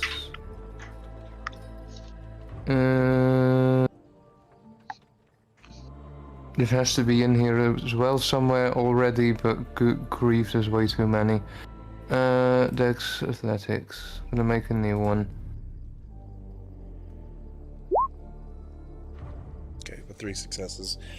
So as he slashes out towards you with his dagger, and you quickly take a few steps back, making him miss entirely. He says, all right, a little slow on the jump, but you're quick on your feet, all right. And, all right. With that, he begins actually trying to run. And he starts making a dash for the other end of the alleyway. Do you give chase? Spear comes out. He's gonna run. I'm really not in the mood for a chase anymore. Okay. I'm gonna try and pin him. All right. Go ahead and make me a dex brawl. Dex brawl with the weapon. You're just trying to pin him, so you don't have a weapon, so you're simply using dex brawl, and he's just trying to get away. Okay, I thought I drew the spear. Oh, you're drawing the spear. My bad. Then dex melee. Okay. Yep. Because I didn't feel like having to follow. I'm too tired for that. Dex melee. Athletics. And then where's athletics? Yeah. I don't think with. That's 7 successes. He's not wearing any armor. So he's just. A pile of goo. I'm imagining I'm just sweeping him off his feet, and he also does the face crack or something. So as you sweep your spear towards him, blade haft first, you actually you watch as the blade of the spear goes a little lower than you were expecting, and it cuts into both of his Achilles tendons as he's trying to run away. There's a spray of blood that comes from his heels as he falls to the ground, and there's this disgusting popping, tearing sound you hear as he falls forward, and you watch as his tendons open up a little bit more, and blood is gushing out. And Crap. he just immediately hits the floor in severe pain and smacks his head against a small pebble on the ground, going unconscious. And then the bird I shits told on him. you- I warned you. Well, no, don't think I did. Anyway, this is going to waste. Too bad. And I'll stand over him, drag him up, and start feeding. Okay. How much would you like to take? You are confident this man is going to die. Yeah, I figured this one's going to die, so the moment that I feel that his life starts slipping, I'm gonna lick the wounds closed, but no sooner. Okay. In that case, I'll say you're. You know what? Actually, I'm gonna have you make me a strength. Let's go for. Yeah, just a straight strength roll. Just a pure strength roll. Pure strength. Strength and none. Okay, with three successes, you're able to drain him of a good 8 points before his heart begins to stop. And just before it does, you go ahead and lick the wound, and you watch as it seals just as his body goes entirely cold. I'll drop him. And for a little bit of a visual of how you fed, you essentially turn this man into a Capri Sun at the last end of the Capri Sun in order to get these 8 points. Told you I was hungry. Anyway, dropping him, quick look around, nobody watching. Has he got anything on him? Paper, money? He's got a few coins. He's got maybe about 12 gold on him in a coin purse. He's got, of course, that dagger. He doesn't have any papers on him, rather plain clothes, and there is a signet ring in one of the pockets on his vest. On the signet ring is what looks like, well, quite simply put, it looks like a cracked crown. I'll look at the signet ring as I take it as well, because I'm just bringing everything. What was it he said? Little toe? Little toe.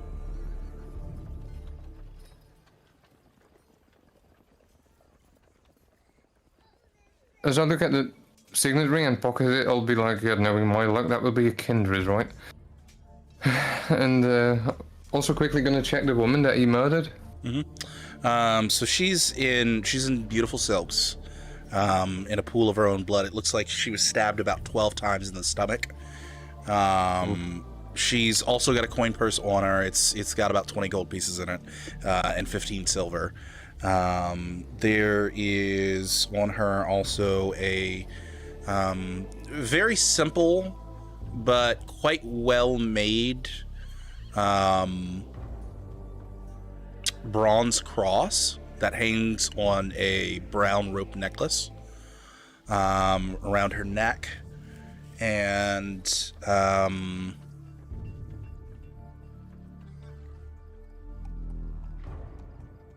other than that, not much else on her. I'll put her down in a more, as far as at least possible, in a more, what do you call that? More dignified pose. Probably close the eyes, leave the cross on her. We'll take the money though, because, well, might as well. And after that, I'll leave the alley. Okay. You go ahead and leave the alleyway, and feeling refreshed, still feeling weary from the stamina loss, but better. Do I feel like that might return, or does that feel like it's... Probably. You just need rest. Basically feeling mortal again. Alright. I'll return to where I think I might find, which is probably the painted lady, the rest of the group. Okay. Also, if my overcoat is probably still very filthy, so I'll probably take that off at some point, and if I pass any brazier or the likes, I'll probably just toss it in. So as you're walking down the streets and making your way back to Serafino and Cecilia, you're walking along, and you're maybe a good 30 feet from the door when you feel a familiar pat on the shoulder, and as you turn to look, you see Bucktruck's smiling face as he shoves a very warm loaf of bread into your hands, and also passes you a water skin, and says, "Enjoy. Come on." Okay. Where are we going? As he wraps his arm around your shoulder and leans in close as he starts bringing you through the door of the painted lady. He says, "You've just got the speck of something right there." That should fix it. I hope. Yeah, sorry. I was a bit ravenous. Thanks. It's no problem. Anyways, have a good night, my friend. And he pats you twice on the back before pointing upstairs. I'll start making my way upstairs. And, Probably dry chewing on some of the bread. Yeah, as you were making your it's rye bread, by the way, and it's actually quite good. It tastes like it's extremely fresh. But as you're making your way up the stairs, you can just simply hear Bucktruck give out a cheer of joy before heading to the bar and saying, "Ladies, it is so good to see you," and he disappears as you make your way upstairs.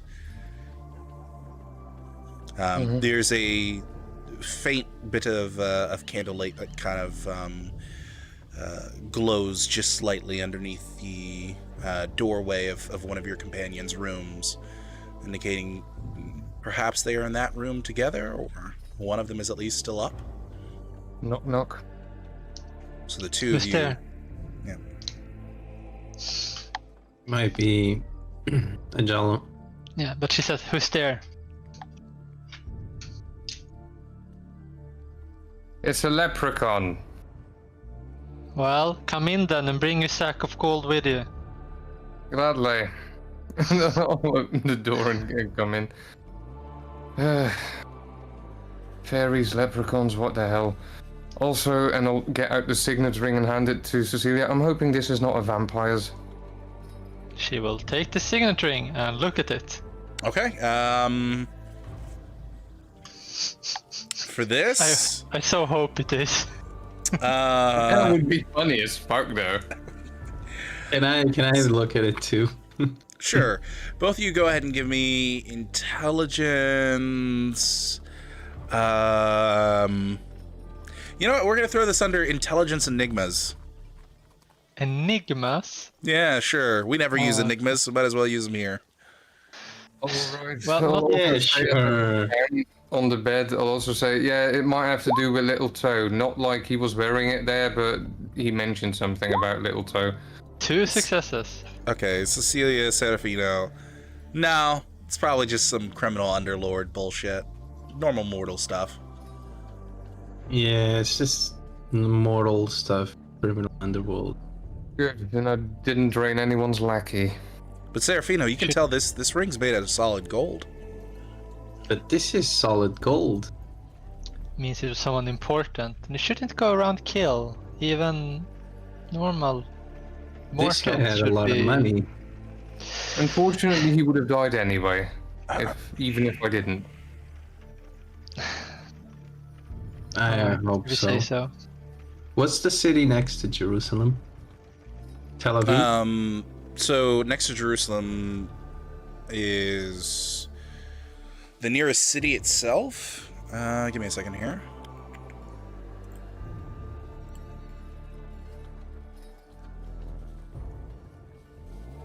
Talk amongst yourselves while I look this up.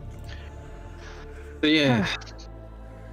I think we might have to move from Jerusalem soon if this keeps up.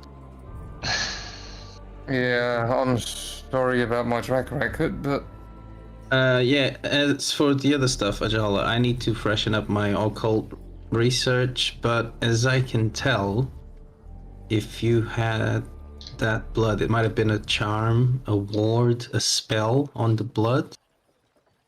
And that's high skilled magic. As for the curse, it is That is also Different story. very, very rare. Might be a fairy vampire sort of creature. I still can't really wrap my head around that whole thing, but yeah. Should we still go and visit that one place? And I'll start also now that I'm inside the room checking my clothes and how bad my underclothes are when it comes to blood. I think we need to rest today. Well, I think the main issue now is that now we know that this is connected to other Canaanites, meaning if we go to one Canaanite and ask to look at the library, and if they understand what we're looking for, that will And again- definitely hurt us. We've been looking for libraries since we came into the city because of, well, his book Me. fetish. Yes, I can but go by myself if you feel uncomfortable. I think the more is that there is a chance that they want to know what you're looking, but that's what we're looking for.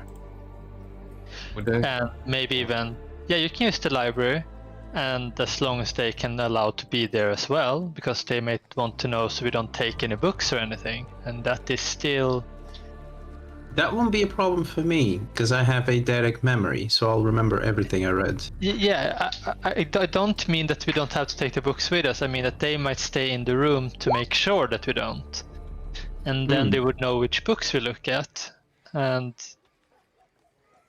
It's just a matter of looking at almost all of them. They will never tell. yeah, I guess that is one way. You can look at other books and I'll look at the one I need. I believe that there's a fighting pit at that one library as well. I could, if I feel any better tomorrow evening, that is, I might as well keep them distracted while you're hitting the books. Put on a bit of a Alright. show down there. We could do that. We probably have to speak to Varsek and say hello, but we have a reason. He has asked for us specifically to come and say hello, so we can try to combine that with looking at the books. But yeah, the closest city to you, Serafino, is Ben Shemesh. Yep. Bet and Shemesh. then it's just slightly closer than Hebron, which is the second closest city. So, Bet Shemesh and Hebron are very close cities. We can try and look for books there as well, if you're uncomfortable looking at in Jerusalem. Yeah, we probably need to find books that are specifically known for Canaanites, though. So now we'll Yeah. try here first. We know it here. If we discover that basically they are trying to raise the curtain in sunlight on us, then we Yeah. can always move out. Alright, but in that case, everyone just make sure never to let any other Canaanite know what we're looking for. Because as soon as they do, they will connect us to... Yeah. If we were seen running through the city this night, we were working on the damned knights, who still Yeah. elude. That is a good reason to talk around it. Yeah, Right. you were on the nights. I was on Stephen.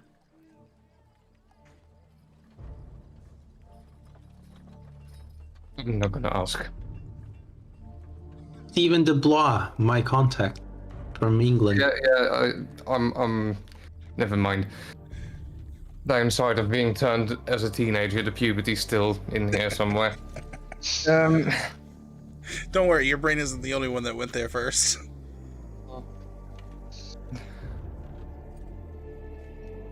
I'm gonna hit the sack for the day. I feel like I need the sleep. Let's go get some right. Yeah.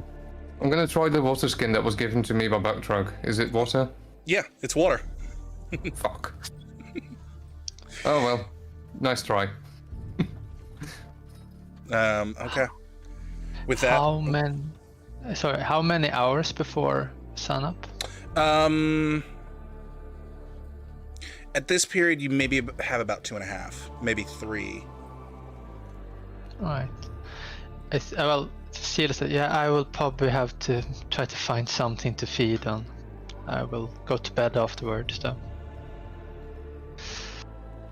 And yeah, that's what she will try to do. She will walk out the room and she will try to find some way to get blood. Okay.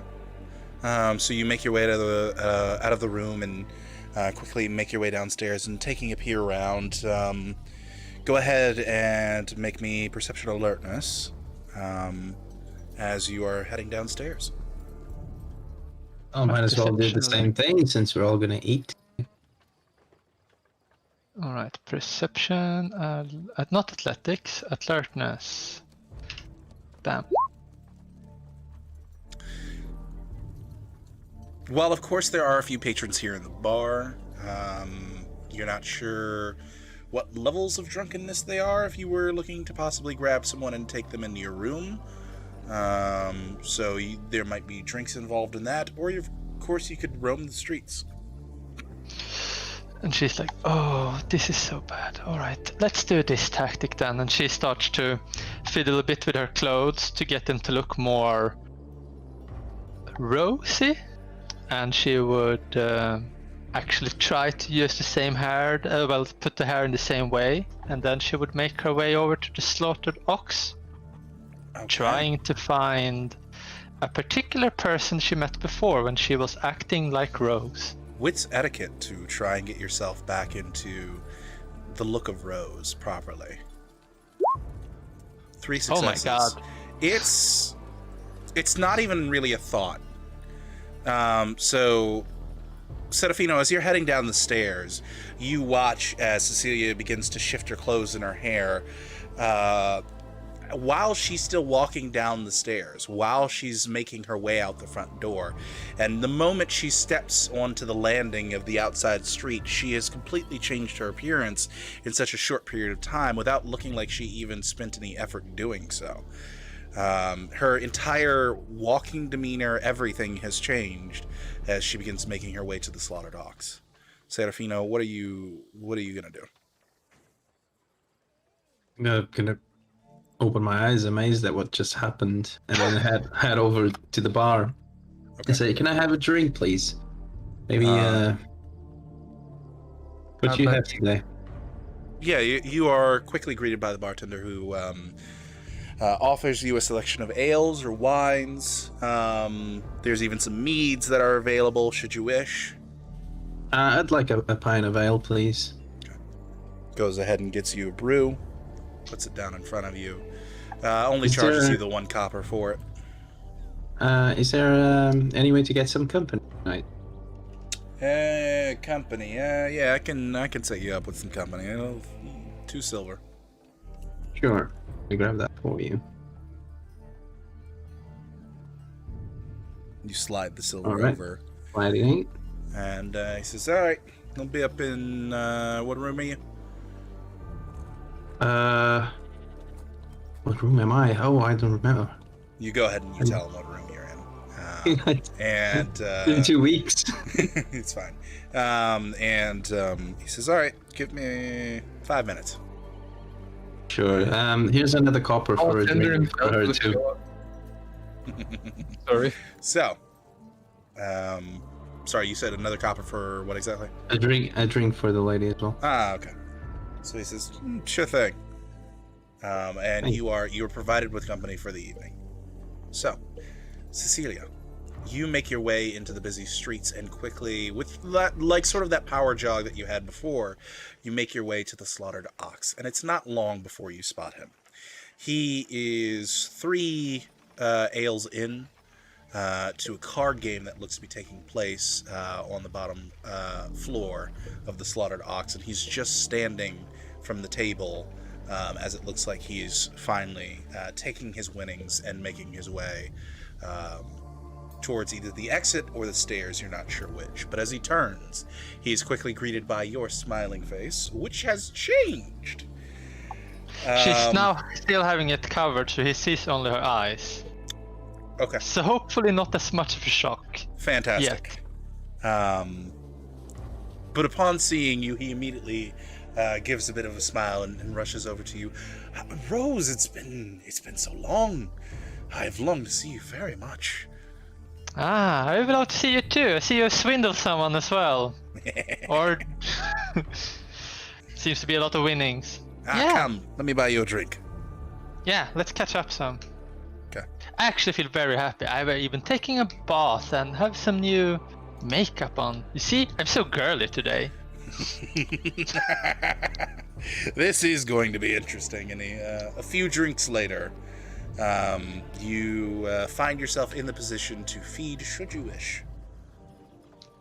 All right. Yes. At which you point I would ask, are you going to kill your lovely companion, or will you simply satiate what hunger you can?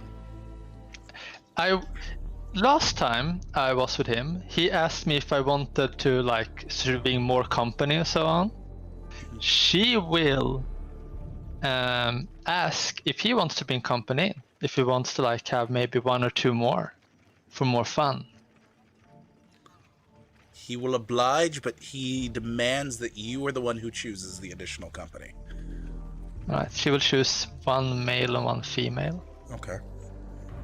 So it seems like, to be fair, everyone can have fun. With the proper coinage from his pockets, you are joined by the trio. And now I must ask, are you going to feed from all three? And are you going to kill any of the three? I'm not going to kill anyone of the three. If she can successfully do this, she wants to feed 2 blood from each of them. And actually, and by that point, she will also give 1 blood more to him and then drink 1 more from him as well. So she's basically going to drink 3 bloods from him, but he will get 1 back. Okay. That is what she will try to do. That is her main goal of that evening. And then to slip out and get her own room to sleep in. Fantastic. Genius. I'm not going to make you make a roll for that. I'm going to say it happens. You do manage to successfully do it. I think I've punished you guys enough these last few days. So I'm guessing those people are probably well and thoroughly occupied. Genius. They will both but wake up you and eventually make your way out of the room to your own after the 3 of them are well and truly passed out. Either from blood loss or the experiences in between the blood loss. and she will leave a note for him, and put in his pouch when he finds it, when he does. And she will just say something sweet, like thanks for a nice evening. I will go and do some more work, but I will see you soon. And it will be some form of symbol, maybe even a heart on the note. Does Rose also write the tisk? The tisk? Yeah, you did it while you were saying that. No, I don't know how to write that, so I don't know the symbol.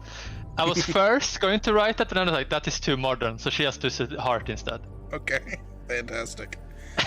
You go ahead and leave that note. All right. Yeah. So, time passes. Does anyone decide to stay awake during the day? No, I just want to refer that I would drink 3 points of blood as well. Okay. And then send her out. Fantastic. It is 6:56. Or my time. How are you guys for time, tiredness, things like that? Anybody got to go to work or anything like that? I'm off tomorrow. I mean, if we take a short break for a ciggy and then I go. Okay. I don't have to go anywhere. I Sure. can go for max 1 more hour. All right. In that case, we'll take a quick break and then we'll go for about 30 more minutes. And then we'll wrap this up. So we will see you guys soon. BRB.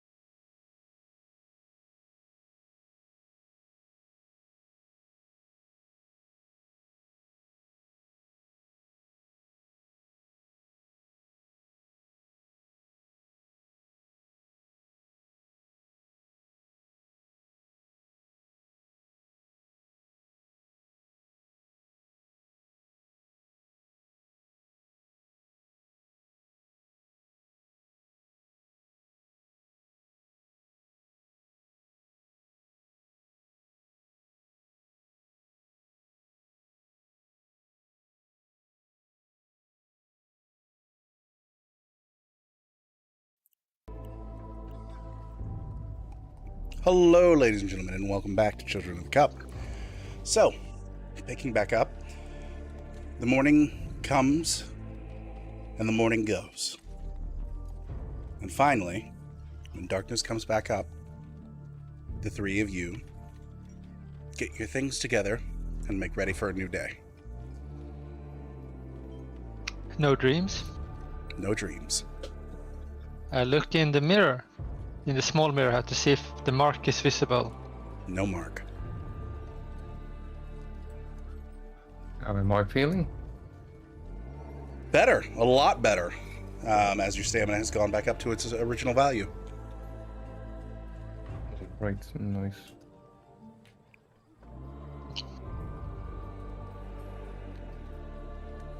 Which I'm guessing was 4 since I had a speciality.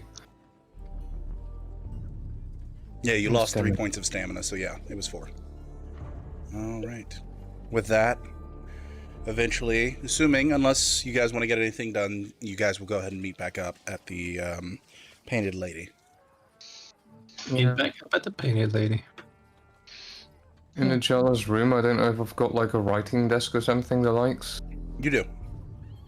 There will be a crystalline or crystallized heart sitting on that. Okay. It'll be probably before he leaves the room, he will be studying the contents of that because there's probably still something inside of that. What does it look like? Let me see here. Got to read the description of this thing real quick, just to see if there's any particular details in there. Otherwise, I'll take it away.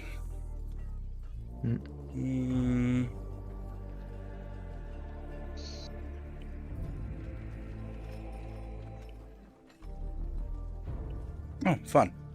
Okay, so inside, what you can see is, for brief flashes, the face of a man.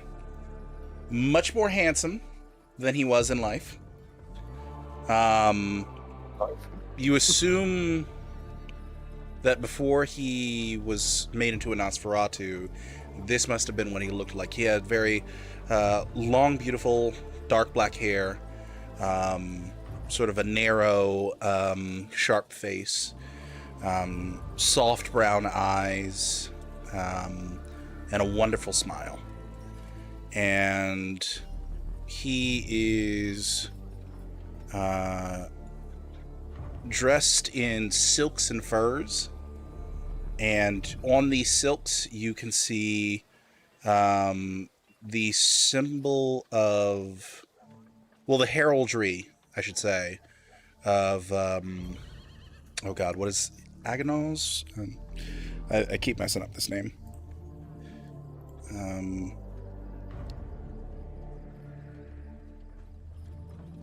Trying to look up the name real quick.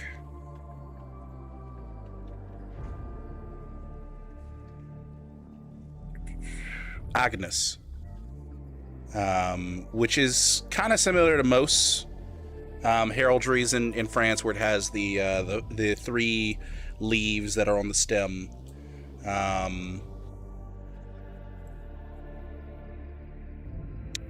Deep blues with the golden leaf on them.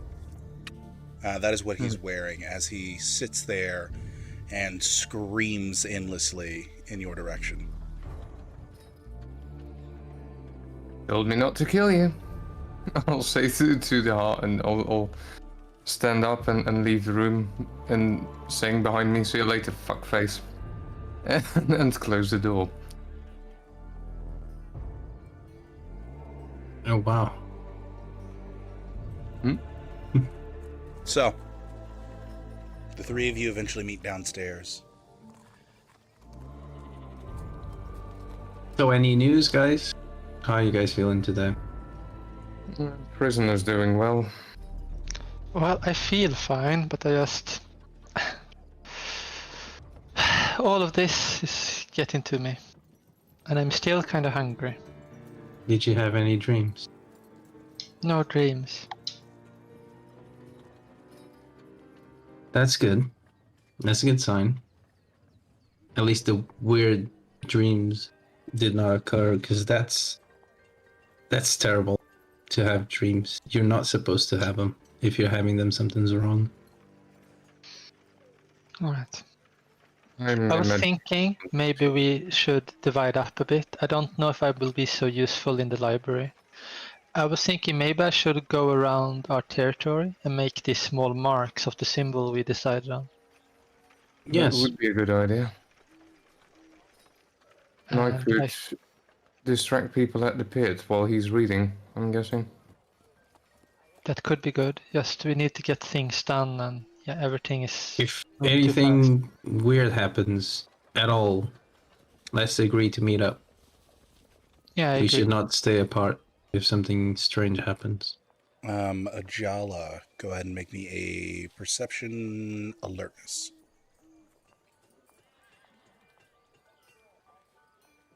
Perception, alertness. There's probably not the difficulty of 8. No, it's difficulty 6. In fact, actually, I'll say difficulty 5. Is that with or without aspects? You can add aspects in there. Yeah. Feel free. Alright, difficulty 5. There we go. Okay. 6 Oh, gosh. successes. 8. You or quickly, seven successes.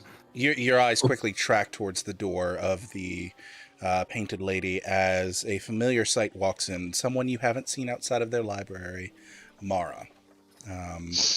Dressed in a simple cloak, simple white cloak that's sort of just hangs over her lightly over the dress that she's wearing underneath. And she makes her way inside and looks around the room before quickly spotting you and rushing over to you. Before giving a light bow and saying, hello, everyone. I'm sorry, Ajala, I would like to speak with you if possible. Of course. Hello. Hi, Mara. Hi. Hello. This is Mara. Yeah. Oh, this is Mara. Okay. Hi, Cecilia. Mara, it's a pleasure to meet you. And I assume you are Serafino. Serafino. Yes, pleasure to meet you as well. If you wouldn't mind. Sure. Is there a corner that we can use here that looks empty? She quickly points over to an empty table and begins walking that way. Go in with her and sit down with her. Okay. As you sit down with her, you notice that she has a little bit of a frazzled look on her face, but not like an irritated or suspicious look as she sits down. I know we haven't done much dealings in the past. And I know that last time we spoke, we had a bit of a deal, sort of, about learning about your allies, and I would give you access to my library in return. I'd like to make a counteroffer. I have a bit of a situation in my hands. A very powerful individual who had recently arrived in the city has gone missing. And one of his friends was also attacked the night before. I need some help looking for him. And Okay. as much as it might seem that odd that I'm coming to you, it's just I'd rather not owe any favors to someone like Boniface. Seeing as we already had a deal, I figured perhaps I'd offer this. Sure. Who is your friend? My friend is Duke Ephraim. He is a Nosferatu, a very powerful one. He's actually originally he's from Tel Aviv, but he also owns some territory here within Jerusalem. He's a member of the Knights of St. Lazarus. His troop arrived the other day, and upon getting here, he discovered that a colleague of his had been attacked. He was doing an investigation in a alleyway within the Muslim Quarter when he sent some of his lackeys to come and find me so that I could help him with the investigation. However, he suddenly went missing, and all we found was a scorch mark of glass where he was last seen.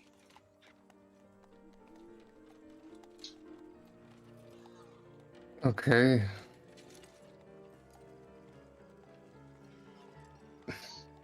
I'll look over at Cecilia and Serafino's table. I know the last time that you made a deal with me particular, but since...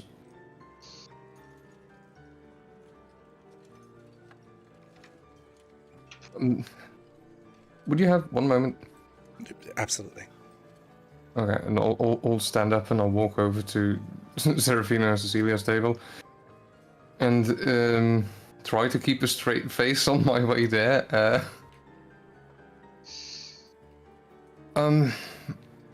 Mara apparently lost track of a Duke Ephraim, a very powerful Nosferatu, who went missing part of the Knights of Lazarus something. She Knights wants of our help Lazarus? with finding him. The ones that arrived in town like a day ago? Yeah. In return, we get the access to the library, no additional information given, I guess. Why didn't you and come to us? Don't you have friends She here? doesn't want to owe a favor to, let's say, somebody more deeply rooted.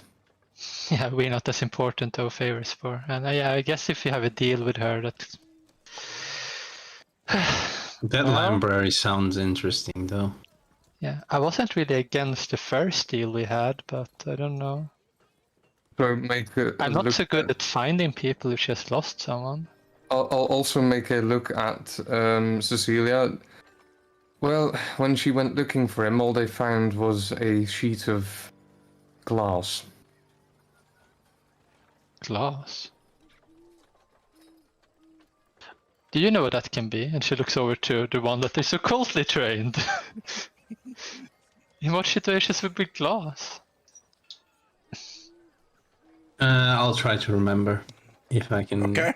Make me an recall intelligence anything. call. Is Jala starts to worry that Cecilia's not getting it, but it's either Cecilia's really good at hiding it or Jala's really One or bad the at other. One or the other. And he's like, 5 successes. should you? I mean, Of course, I have 6 successes in this. I mean, nothing occult wise, but I mean, you are in a desert, and sand is the primary ingredient in making glass. So all it would take is some heat. Well, there's nothing occult related to that, but sand and heat makes glass? Yeah, I would Seems like a strange much. trace to start with, but I don't know. Do you think that you can find it? I can ask Bucktruck, he's like a pretty good tracker. Well, I was actually Do referring to I- Adiala. Are you good at finding people like that? If she's lost someone? could try. The question is, should we accept this, or perhaps I'm- I should? Apparently, a friend of the person was attacked Attacked? in an alley. I mean, this actually sounds kind of dangerous. The previous offer sounded a lot easier. I can ask her how much more she needs this particularly. You can Or- also ask her how can we identify her friend and roots or something like that, because just a shard of glass and a guy missing is like, Well, But it was part of the rather- Knights of Lazarus. yeah, Oh, but how does he look? Does he have any rings? Does he have any tattoos? Does he special traits? Does he have a pig's tail? Something like that. Are you asking this out Silly. to Mara on the other table? If he is, I'll just gesture her over, like discuss this with the group and not just with me. As in, I'm not the brain. I'll say. Okay. So she goes ahead and she gets up and she makes her way over to your table and gives another bow as she makes her way to the table. Do you mind if I sit? Not at all. Please. She goes ahead and sits. If there's any questions that you have that would help. Well, This seems. If someone was attacked as well, like some friend of this person. There are some signs that would point to that. I don't need you to recover them. I just need to know who. That's the most I would want from you. Who? I could get it done through Boniface in a similar fashion as to what I'm asking you, or I could simply wait the 4 months that it would take for one of my sisters to arrive who is particularly trained in tracking.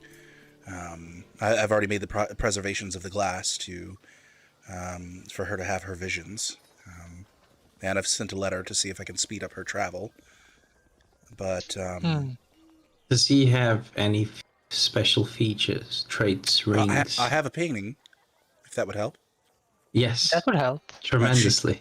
She goes into underneath her cloak, and she pulls around a satchel that she has, and she goes within and begins pulling out a large scroll, and begins going ahead and using a few items from the table to pin down the corners of it.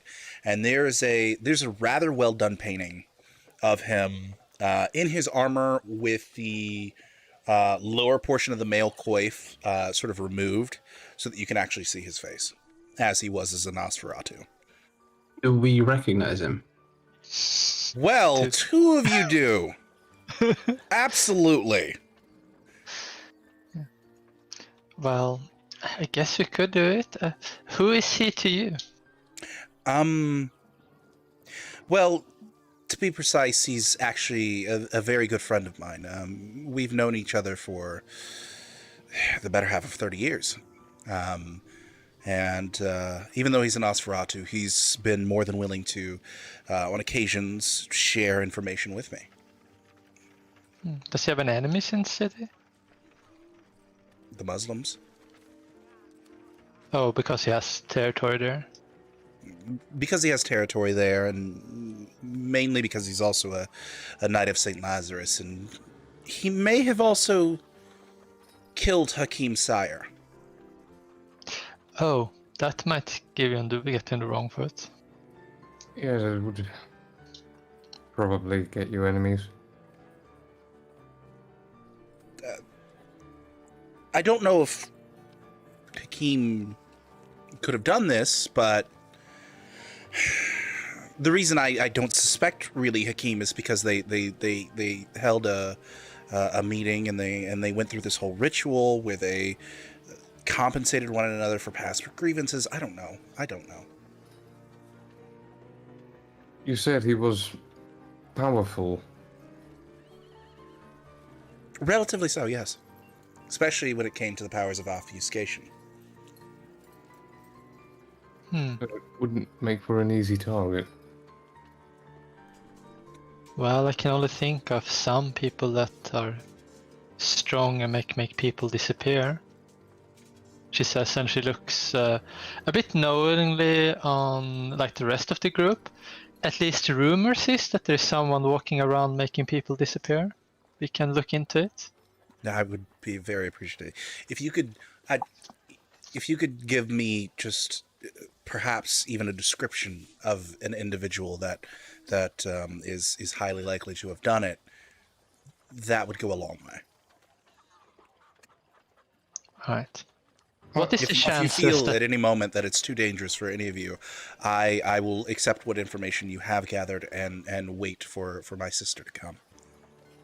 I wonder how likely is it that he is actually doing some undercover work if he's using obfuscate a lot? Well, he's been known to do the occasional work in sort of the shadows for Ezekiel from time to time. All right.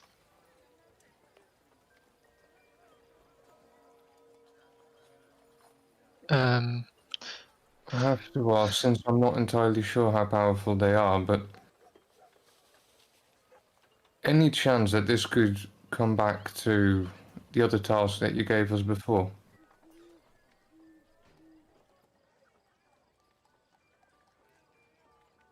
I'm not sure. It seemed like you were reluctant to tell them something about the other person who attacked. But could you relay which Knight it was that was attacked, or how the attack looked like? It wasn't a Knight. It was Oh, It was a blood relative of a Knight, who doesn't really want to be known that she is around Jerusalem at the moment. I will speak with her, and I will speak with her sister, and I will see if they are willing to let you talk to them, and if that would help. if they were attacked, maybe they know something that could help. If everything is connected somehow. You'll have to give me, say, about half the day to get back to you with an answer from them. That's fine. Okay. Either way, I appreciate whatever help you can give, and thank you. And she goes ahead and she stands. If you'll excuse me. Yeah. And she Sure. leaves. And she will start speaking a little like, so maybe she can still hear if she's trying to be like, this seems kind of dangerous, but I guess we can take a look into it. And you watch as she goes around the corner just as the door to the inn closes. I have no problem in looking into this. It gets me access to that library. Cool. Perfect. I have an idea. It's terrible. We're gonna get killed. But I have an idea. Sure. Can we go to my room maybe? I don't want to be here speaking about it. Sure. Fine by me. All the stops, Meanwhile, all the Jala precautions. from the back is like anime sweating on the back only. Yeah, and she will walk into her room and hold the door open for the rest of you to follow. We follow in. Three of you make your way in. There's a clear trail of sweat coming off of Ajala as he makes his way in. No, I'm kidding. Yeah. And Like you can then actually see it on the floor. Cecilia will look out the window to see if there's someone outside looking at this window. Several people going by, but no one in particular is looking up at the window at this time. Right, she And oh, makes look, sure there's Canis, and she appears for a few seconds and then goes into an alleyway. Canis knows everything. Always listening, knows everything. She knows exactly what we did in that alley. She was eating popcorn as we did it. She closed the You never know. windows, take on the shades in the way, and then all right, Adiala, I think you need to say, did you kill him? No. That's perfect. Where is the body in the grates then? The body is gone. Huh? Can I make some form of roll to understand what he has done by that information? Absolutely, you can make me an intelligence occult roll. Can I know what's going on so I can make that roll? As I studied vampire lore, can I get a circumstance bonus? Sure. I'll give you a circumstance bonus of +2. +2. Cool. Bam. I know nothing. Oh man, yeah, no. Sorry, but that's fantastic. You try and think to vampiric lore, but you're immediately trumped by your brain saying, "Wait, you just said he's not dead, but there's no body." Wait, what? No, the body's ashes is basically what Jala just said. Yeah. In that case, it would be like, how does that fit? That is it? I'll bring him in. One moment. And Jala stands up. I was just really confused about what's going on. Yeah. Yeah. We will wait while you bring him in. few moments later, Jala will come back into the room. And here is the once ugly bastard, he'll say, and hold up this crystallized heart. You just watch as there is a gray swirling mist and fog within. That seems like someone that is dead and you have made a memento. As you can see, he's clearly still in there. The smoke? Is that him? As you ask, is that him? This rather elegant-looking, noble, I would say, even looking individual's face appears on the edge of the crystal, screaming out before quickly slipping back into the mist. Told me not to kill him. Alright. This Body was makes big. everything more complicated. Can I try and figure out what that is? Absolutely. Yeah, 'Cause intelligence I'm occult. so confused. So confused. I am confused. 2 successes. You sort of remember there's something weird that Azamites can do, but is that you don't know exactly what it pertains? So Ajala, what did you do? This looks like something an Azamite could do. I captured his soul and his essence in his heart, crystallized his heart, and took it out. Is there a way to communicate with this thing? Good question. That might be a good one to ask of my mentor. She might have known. Well, that Yeah, takes come on. us very quickly into my bad idea that's gonna get us killed, but also might save us. Talk to Habiba? Actually, this makes it even better. Is this an Asimite power? I'm quite sure it is, and I'll look at the heart. Wait. I know exactly where you're going, Cecilia. We're gonna Do you pin know this any on someone. hideout? Do you know any hideout Habiba is using?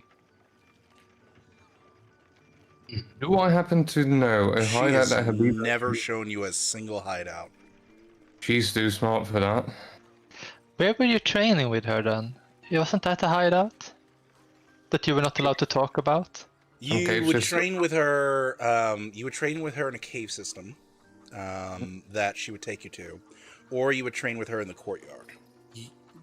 When you So went to the either cave of- system, there was no signs that anyone was living in the cave system. I'll relay that information. I mean, if we can find out like anything connected to her, maybe that item can end up there, and we just point it at the one enemy that might have, if they made a ritual so Hakim couldn't make any like moves towards him. Maybe a sub-hit of his. Habiba could have done it. Potentially, but keep in mind, as in, this still contains his soul, his power. It could also be used, be stolen, taken. If he was that powerful, I'm not entirely sure if we want Habiba to have him.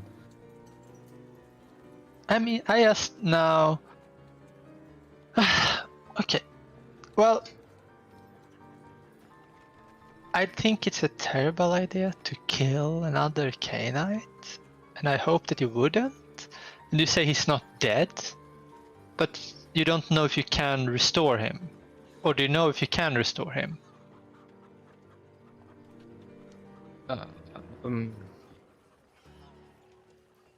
In theory, Habiba would have let you know that if you had done such a thing, a shovel heading process could be done. Well, we turn a new Cainite and make him feed on him. Chances are that this soul will be stronger than the newborn. Would probably take over the body. Technically, he would be reborn, possibly, if the new Cainite is strong enough to survive. Will he have his memories at that point? Like, would he know who attacked him in that alley? I'll stare into the crystal, probably looking at the screaming little man in there. Mm-hmm. I'm not sure.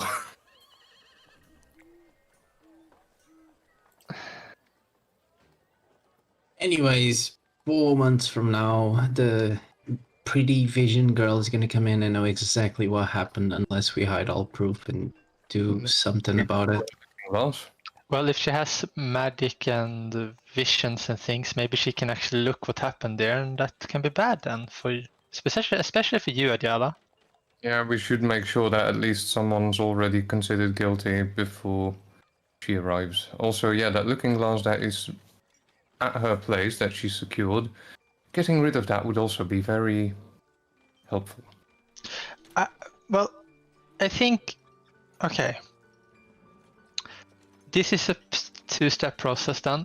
If we can make sure that that individual, whatever is happening to that one, will give him a hard time to remember, so he can't remember exactly what happened in that alleyway, because he didn't see our faces and so on, then maybe we can claim that you knew a hideout that Habiba was using, and you found that item there, and it also had some clothing of the Green Knight there, so you assume that this is her, maybe a bargaining ship, and you retrieved it and give it to Mara, and maybe she can restore him, and you will be seen like a hero, Thinking, and Habiba will kill us.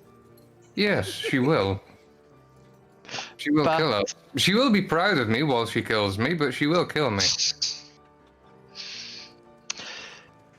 Well, that plan at least should make it so that Habiba would probably not be confronted directly, that anyone would know, because they would want vengeance. Vengeance is best served cold and unknowingly. There is another red fight. And if we win, well, we say the Christians win, then it doesn't matter, because then she will be dead. There is another Assamite that has more animosity already with the Christian faction. Somebody else. The difference is that you're connected to Habiba, so you actually could have this information. Yeah, we wouldn't have that with any other Assamite. It doesn't mean that there's no places visited that might not have common ground. Well, that is my terrible idea, at least, that could save us. But if you have another one, I am glad to I listen. like the idea is just two things. One, Habiba's my mentor, and two, she'll kill us. It's Habiba we're talking about. Then again, pinning it on Gabriel might also have Gabriel trying to kill us, but I would prefer to see him go rather than Habiba. Well, the thing is, I don't want to be that one, but the Christians and the Muslims are going soon in full-out war. You basically will have to do things that will try to ensure that your old mentor dies, because she will be like one of the main pieces in this, because she seems to be a highly skilled assassin. In that regard, keep in mind, we do have him now. What do you mean? As in, it could potentially boost my strength, like, remarkably. But do you mean consume him? If we're going up against other Assamites, the likes of Habiba, I'll be honest with you, that's a perspective I'm not very fond of looking at, as in, I'm willing to admit that I'm afraid to face them, because I'm not strong as they are. Far from. I have a question for the DM, because I don't actually know how the curses work. Does my character know how the Assamite curse works today? Because of my studies and so on, and I have Adiala so next to me. I would say it would have been told to you. Yeah. And they do have the same curse, that their soul are always black, so it always looked at the diabolized. Yeah. Alright. Then she said, well, I guess one part of the plan could be that you consume that thing, and then you say that you found this at one of the hideouts at Habiba, will assuming that she consumed him, and you can bring and say that it was next to some form of item that will identify, and they can do some blood magic on the item and determine, yes, his soul was in here. Maybe. Then again, if they know his soul was in here, they might also know where it's gone. That I'm not entirely sure of. I don't know what magic they have, but that seems harder. Isn't the part that the soul gets consumed and it's not there anymore? I don't know. That much is true. If they suspect that you're lying, maybe they can do some ritual on you to determine. If I can present them whatever's left over of this heart. I mean, they wouldn't believe that you did it. I mean, they just explained that he was very powerful. Presenting it to them. And I could also... One way to assure them that it's more likely to have been Habiba is to actually find out one of her havens and actually provide one of her weapons, perhaps. That seems super hard. Very dangerous. But then again, if we're going to prove that we've been in one of her havens, or one of her hideouts, or even a drop spot, then I'm guessing she wouldn't leave the remains of one of these around anywhere. It would bring the point across way stronger. Don't you normally have hideouts so you can hide things there that you don't want others to find, and her student might know of a place? I don't know. Maybe. I think it's going to involve some very advanced lying and so on to get this through, but would you? I mean, it's a timer of 4 months, and then we're gonna have whatever Mara has to throw at us. Yeah. Exactly. Let's give us a rough week maximum to see if we can track one of Habiba's hideouts, and perhaps indeed you could present it tomorrow instead of me, because I'm not the greatest liar, and just say that I personally didn't want to feel like I betrayed her. That is kind of good, because they won't find any traces on me, and you wouldn't be there. It can work. I'm not good at lying either. I'm good at talking. I'm not good at lying. But maybe I'm better than you. You're better at talking than me. I think anyone's better at talking than me. Old point at Serafino's better at talking than me. And I'm the odd one, I know. Well, the only part I don't like about that plan is that I am actually doing the lying, making me very involved in the potential crime that has been made. Serafino, how good a liar are you? Two of you could present it together. You could do the talking in that case. What do you think, Cecilia? I normally get nervous when I lie.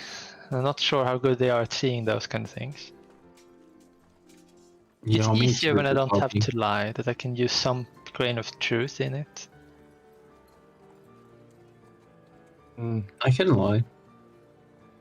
At least one of my tasks for the upcoming nights is to actually find one of Habiba's places. Yeah. Anyway, we might get to talk to the lady that was attacked, but maybe you shouldn't be there, because maybe she would recognize you. Okay, as in, if I'm not there, just tell.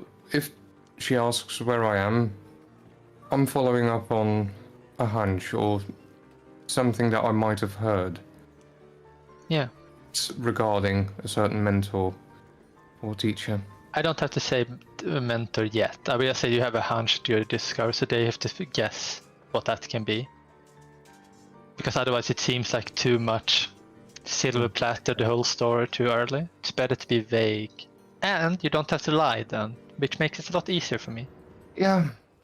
As in also, I'm severely wondering if she bought everything downstairs, as in I was sweating like a fucking pig. I hope that the fact that we are so young will make her never believe that we will be capable of doing anything to such an powerful individual. Because I am very surprised that he is an old individual that has walked around a lot and has friends everywhere.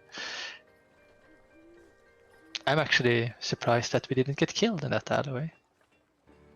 Hey, I had to protect you, right? Yeah, my A bit knight too in shining confident armor. Jala, by the way.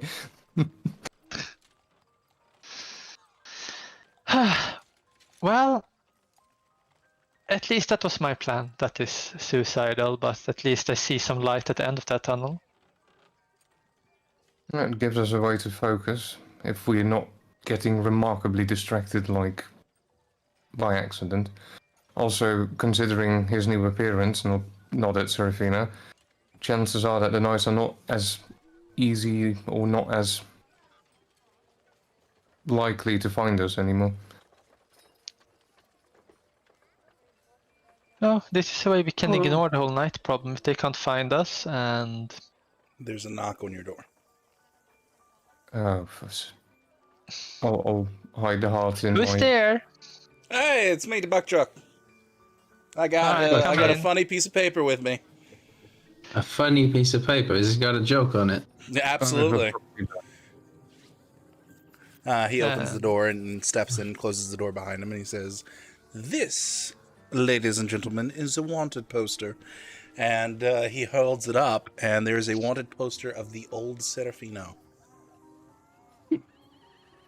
Oh, that is a joke. Next to him. He That goes is a over joke. and he puts it next to Serafino. It looks nothing like Serafino. Yeah, those knights are not going to be a problem. Let them be someone. I found this over by the Church of the Holy Sepulchre while I was talking to a few of my drinking buddies from there. Oh, fun times. Anyways, what are we talking about in here? Oh, I We're was actually just, talking about that.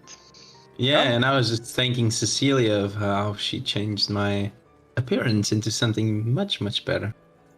Now we Yes, can you're focus. like a fine art piece now. Just in the nick of time. Thank Do you you. want to keep this, boss? Yes, I'll take it as a souvenir. He hands it over to you. Put it in my cloak. Good times. I guess the last time they saw you was when you left town, and then some knights died, and then you were never seen again. Maybe they just Yeah. think to skip town. Exactly. Yeah, I just bailed. I'm all the way back in the Pyrenees again. Yeah, they can go search for him in those mountains all the way back to the west. Probably get on the boat and get on Bretonia as well.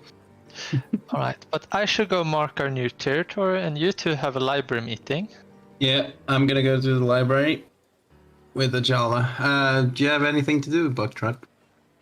Well, I TTP was going to say goodbye to the Duke and the Archbishop, but I guess I could come along. Nah, it's fine. You can go say goodbye to the Duke and the Archbishop. Who are you meeting, by the way? Duke Ferdinando and the Archbishop that's been, apprised of the situation involving you. Okay. Thank you very much for that. You have fun. Do you need any coin or something? Oh no, I'm fine. The Duke has paid handsomely for some services that I did for him. And he kind of gives you a Oh. wink. You didn't have fun, Buck Truck. We got this. Also, I've got an in on the Citadel if you ever need it. All right. Nice. Good to know. Well, have a lovely evening. See you later, boss. See you later. Later, back truck. And he makes his way out of the room. Well, send my regards to if Alexis is there or Varsek, that I will also come by at a later date. I saw Alexis the other night. Oh, no, I said that to Oh, okay. Serafino when Baktakas left. Gotcha. Okay, so he's gone. You didn't hear that. And actually Adiala and Serafino. Okay. As if you go to the library and I go mark the territory, they might ask where I am, but just say that I am out doing important domain business. Which course. is true. Remember, anything weird, come back to us. Sure. Pardon me. And I will go out and do my business as normal. Well, you have fun. and she will also move out. I'll spruce up, and I'm sure I'll learn something by the time we meet again. We'll put this right, and Jala also leaves into his own room. As Ajala makes his way to his room, Cecilia heads out to go and take care of a few things, and Serafino is pulling out a powder kit to powder his face. That is where we shall end this session. Thank you all so much for being here. We greatly appreciate each and every one of you, and we will see you guys next time on Children of the Cup. Bye bye. Bye.